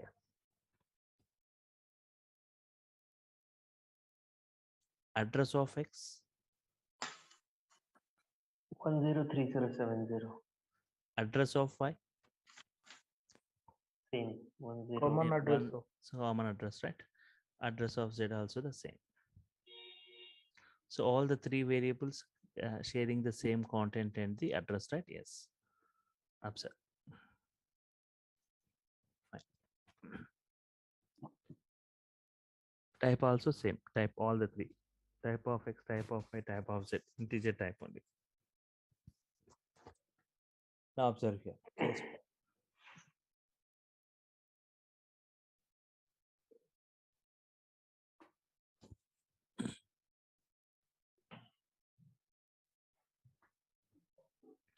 In the case 4, right? X is 10 and X is 20. How many objects getting created here? Internally, how many object gets created? 2. 2. 2 objects. Yeah, 2 objects, right? For 10, one object with some address, right? And that address is given.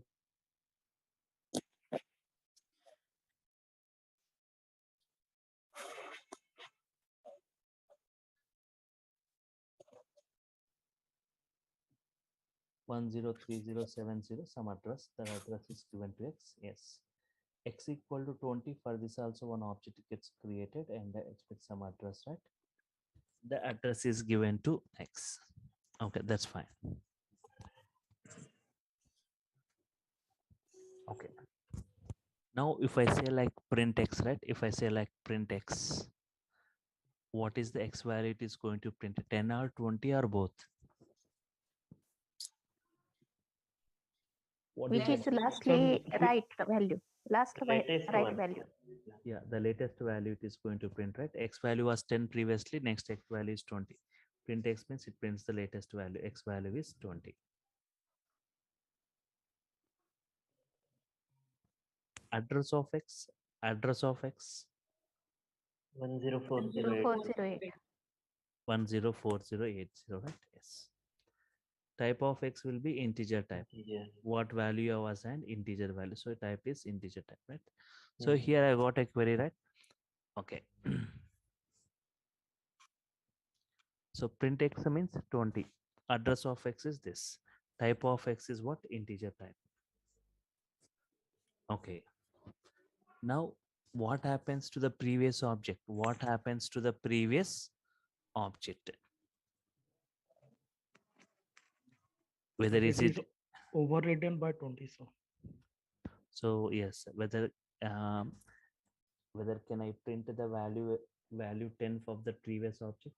Is it available, not available, or whether it Not available, sir. It is Not updated, available. sir. So to know exactly what happened, it won't overwrites. There is no overwriting happening right here. No overwriting, I'm saying. What happens to know what exactly happening to this object, the previous object? So you need to know a concept called garbage collector. So it is too early to discuss that concept, but just I will give overview on that to know what happens to the previous object, right? Later, as part of our concepts, I'll be discussing in brief with multiple examples. But now to know what happened to the previous object, right?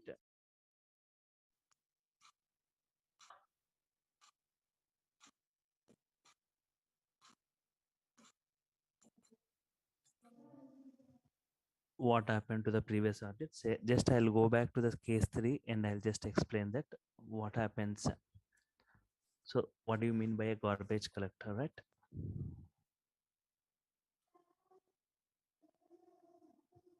Garbage collector, right? Okay. Garbage collector removes, observe carefully, removes unused, removes unused or unreferred objects. Please be in mute.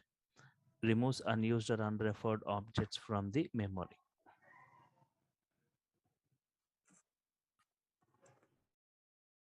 Removes unused or unreferred objects from the memory.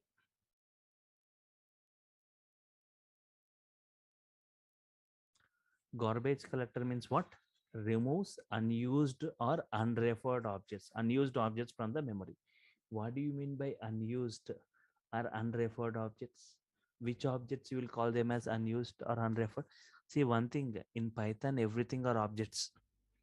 For defining an integer value or float value, anything, any value for object getting created internally. Removes unused or unreferred objects. What do you mean by unused or unreferred objects?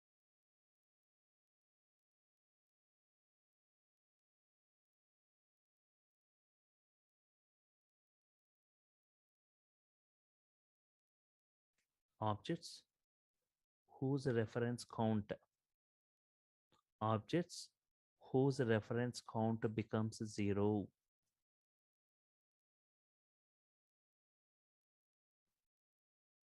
Object whose reference count becomes 0. Then those objects, objects whose reference count becomes 0, then those objects are immediately removed from the garbage, immediately removed from the memory. Objects whose reference count becomes 0, then those objects are immediately removed from the memory automatically by garbage collector. Understand this? What do you mean by unused or objects whose reference count becomes 0, right? Those objects are immediately removed from the memory by the garbage collector.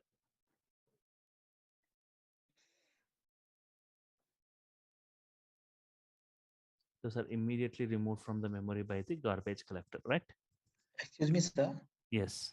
So what does it mean by reference count? I'm coming to that, right? So here, what do you mean by reference count become? What is reference count? What is reference count and reference count becoming 0, right? Observe this, reference count. Reference count is nothing but if you have got an object, right? How many objects are pointing to that object? How many variables are pointing? Here for this example, X is pointing to this object, Y is pointing, Z is pointing. So what is the reference count for this? Yes. 3. Reference count for this object is 3. So here reference count, if I want to define, right? Number of variables pointing to an object, number of variables pointing to an object. That is one. R, number of variables storing address of a object.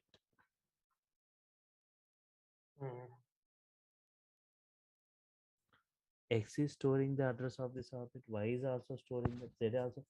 How many variables are storing the address of this object?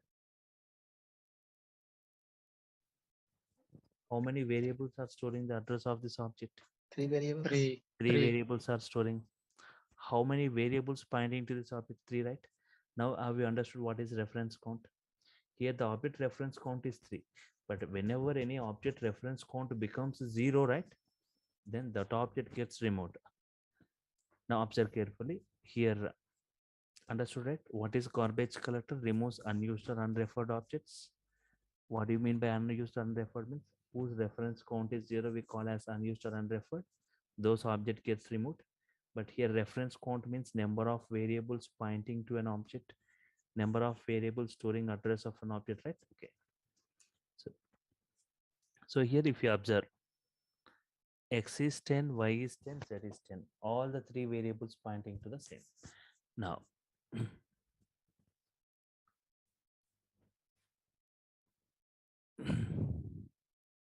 fine. Slowly, for example, slowly observe here. Y value I'm modifying to, y value is modified to, yes. I'm modifying the y value to 20. What happens in this case? X is 10, y is 10, z is 10. If I'm modifying the y value to 20, right?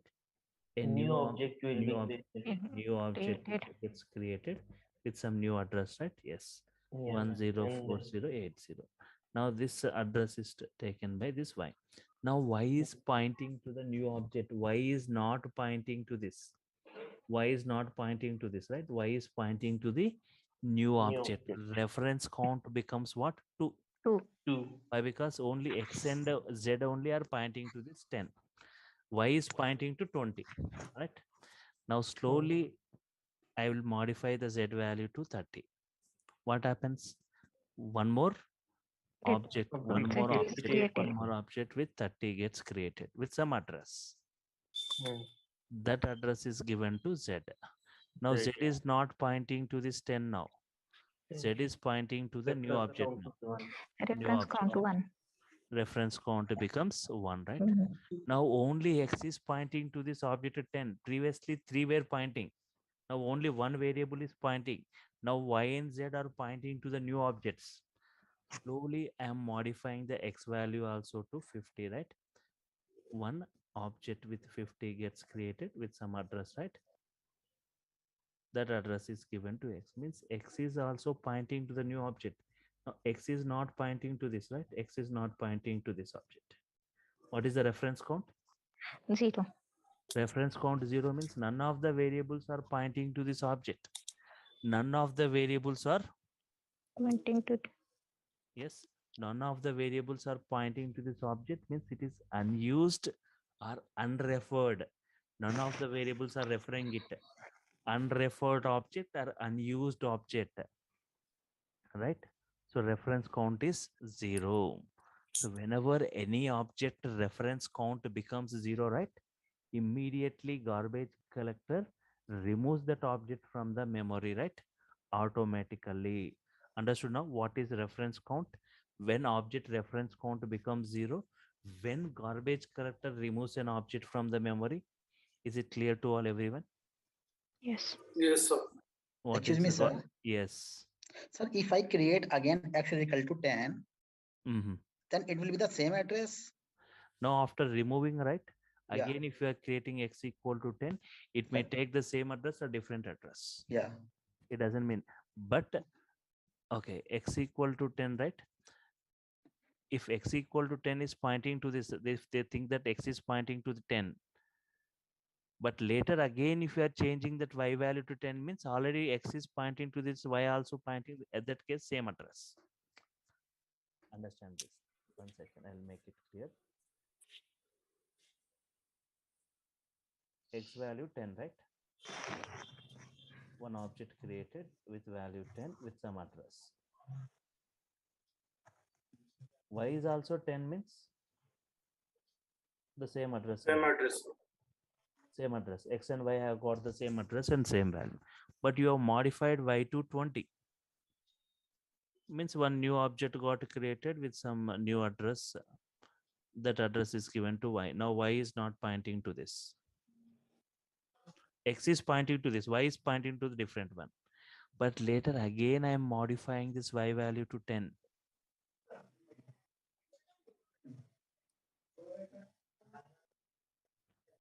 Do you think a new object gets created here?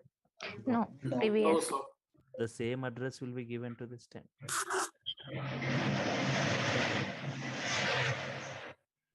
Before creating object, first it checks any object with the value 10 is already available. If available, the address will be. If not available, it will create, right? So here in this example, reference count means number of variables pointing to an object. Previously, 3 variables were pointing. Slowly, the 3 variables pointing to 3 different new objects, right? Now the reference count became 0. When reference count became 0, then the garbage collector removes that object from the memory. So understood what is garbage collector and what is unused or unreferred objects? What is Yes. reference count, right? Yes. Now, based on this observation, based on the discussion, right, we'll go to the case 4, right? I was asking you a query, right, in case 4. When x is 10, when x is 20, always it prints the latest value, right? What happens to the previous object, whether it is available, not available? So to understand that, for a while, just for a while, forget about x equal to 20. Think that only x equal to 10 only available. What is the reference count of this 10 object 10? One. Only one. Only one. Only that x variable. Only the x variable is pointing to it, right? Only x is pointing to it, right? Fine. Reference count is what? 1. Only one. So slowly what I did, x value I modified to 20. Now x is pointing to the new object to 20. X is not pointing to this. X is not pointing to this. What happens to the reference count? 0. 0, sir. Reference count becomes 0. Whenever reference count becomes 0, whenever reference count becomes 0, right? Immediately garbage collector removes this object. Now what is your answer? What happens to the previous object? Destroy. It is get Removed by Removed from the garbage memory. collector, sir. It's removed from the, it is removed from the memory by the garbage collector. It's not available. You cannot print the value, right? Fine. Now understood this case 4, right? Okay. Yes. Yes, sir. Now I'll show you all these 4 cases practically now, what we have discussed, right? All these 4 cases. Once again, observe this case 1 means only one variable. It has got one object getting created, stored in some physical memory location address. That address is given to x. Print x means 10. Address of x means 10307. Type is integer type. Case 2. Exist 2 different variables with 2 different values. Then 2 different objects with 2 different addresses, right? Yes. Fine. Print x 10, print y 20. Address of x this, address of y. Observe this case 3, right? X is 10, y is 10, z is 10. Only one object, only one address. That address is given to x, y, and z. Case 4, x is 10, not this, right? X is 10, x is 20. So 2 object gets created, 2 different addresses, but always it prints the latest value, x value, latest x value, right? So print x 20. At the latest value prints the address of x type. Now I'll show you all these 4 cases practically what we have discussed till now, right? Yes. So yesterday I was showing you, right? How to install. Sir, Yes. 2 different values get the same address, sir. 2 different values can never have the same address. 2 different objects will be there. For 10 one object, 21 object. You 2 different values can never have the same address. Okay. Observe here. So whenever we install Python, right, go where your Python is installed. Within this, you can see like Python 3.10 version, right? What is the first thing you see here? IDLE. Click that IDLE, right? Here you can see this Python shell gets open in interactive mode. I want to work with batch mode, means say file, new file. Yes, here you can write your code. Here you can execute your code, right? Yes. So what is that? Here comment in Python starts with hash symbol. Comment means not executable. Hash indicates what? Comment. Comment means not executable. Just for our understanding, right? Case 1. Defining a variable, right? Defining a variable. X equal to 10. If you print the content, print X. If you want to print the address, ID of X. If you want to print the type, right? type of x. Type of x is what type? Integer Integer type. type. Because you have assigned the integer value, right? It will be like integer type, right? So file, save it, save. So within the C drive, right? Python, I created a separate folder for this bastard, Python 8 p.m, right? So here I'm saying like any name you can do into one .py extension. Here run module. Print x means it prints 10, right? The content. Address of x means where exactly it is stored, right? And type of x. Type of x is what type? Integer type, right? Okay.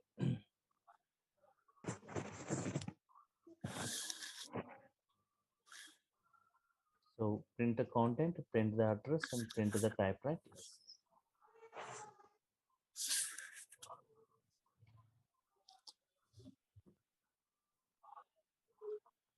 Case 2. Observe this. I'll copy the same thing, right?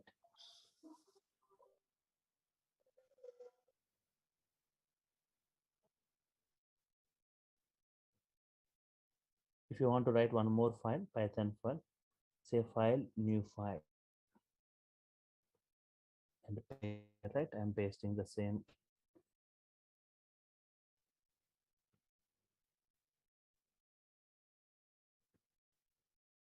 Defining two different variables, right?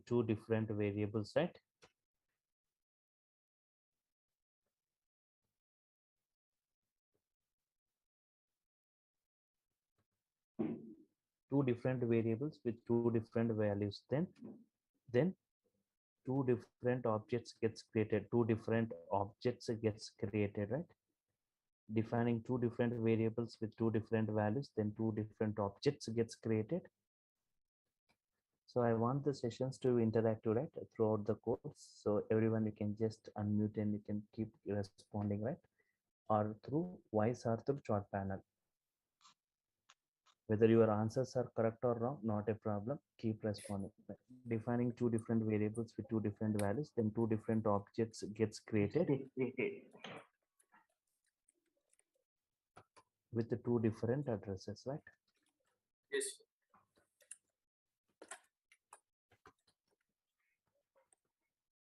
Observe this. X is 10 and y is 20.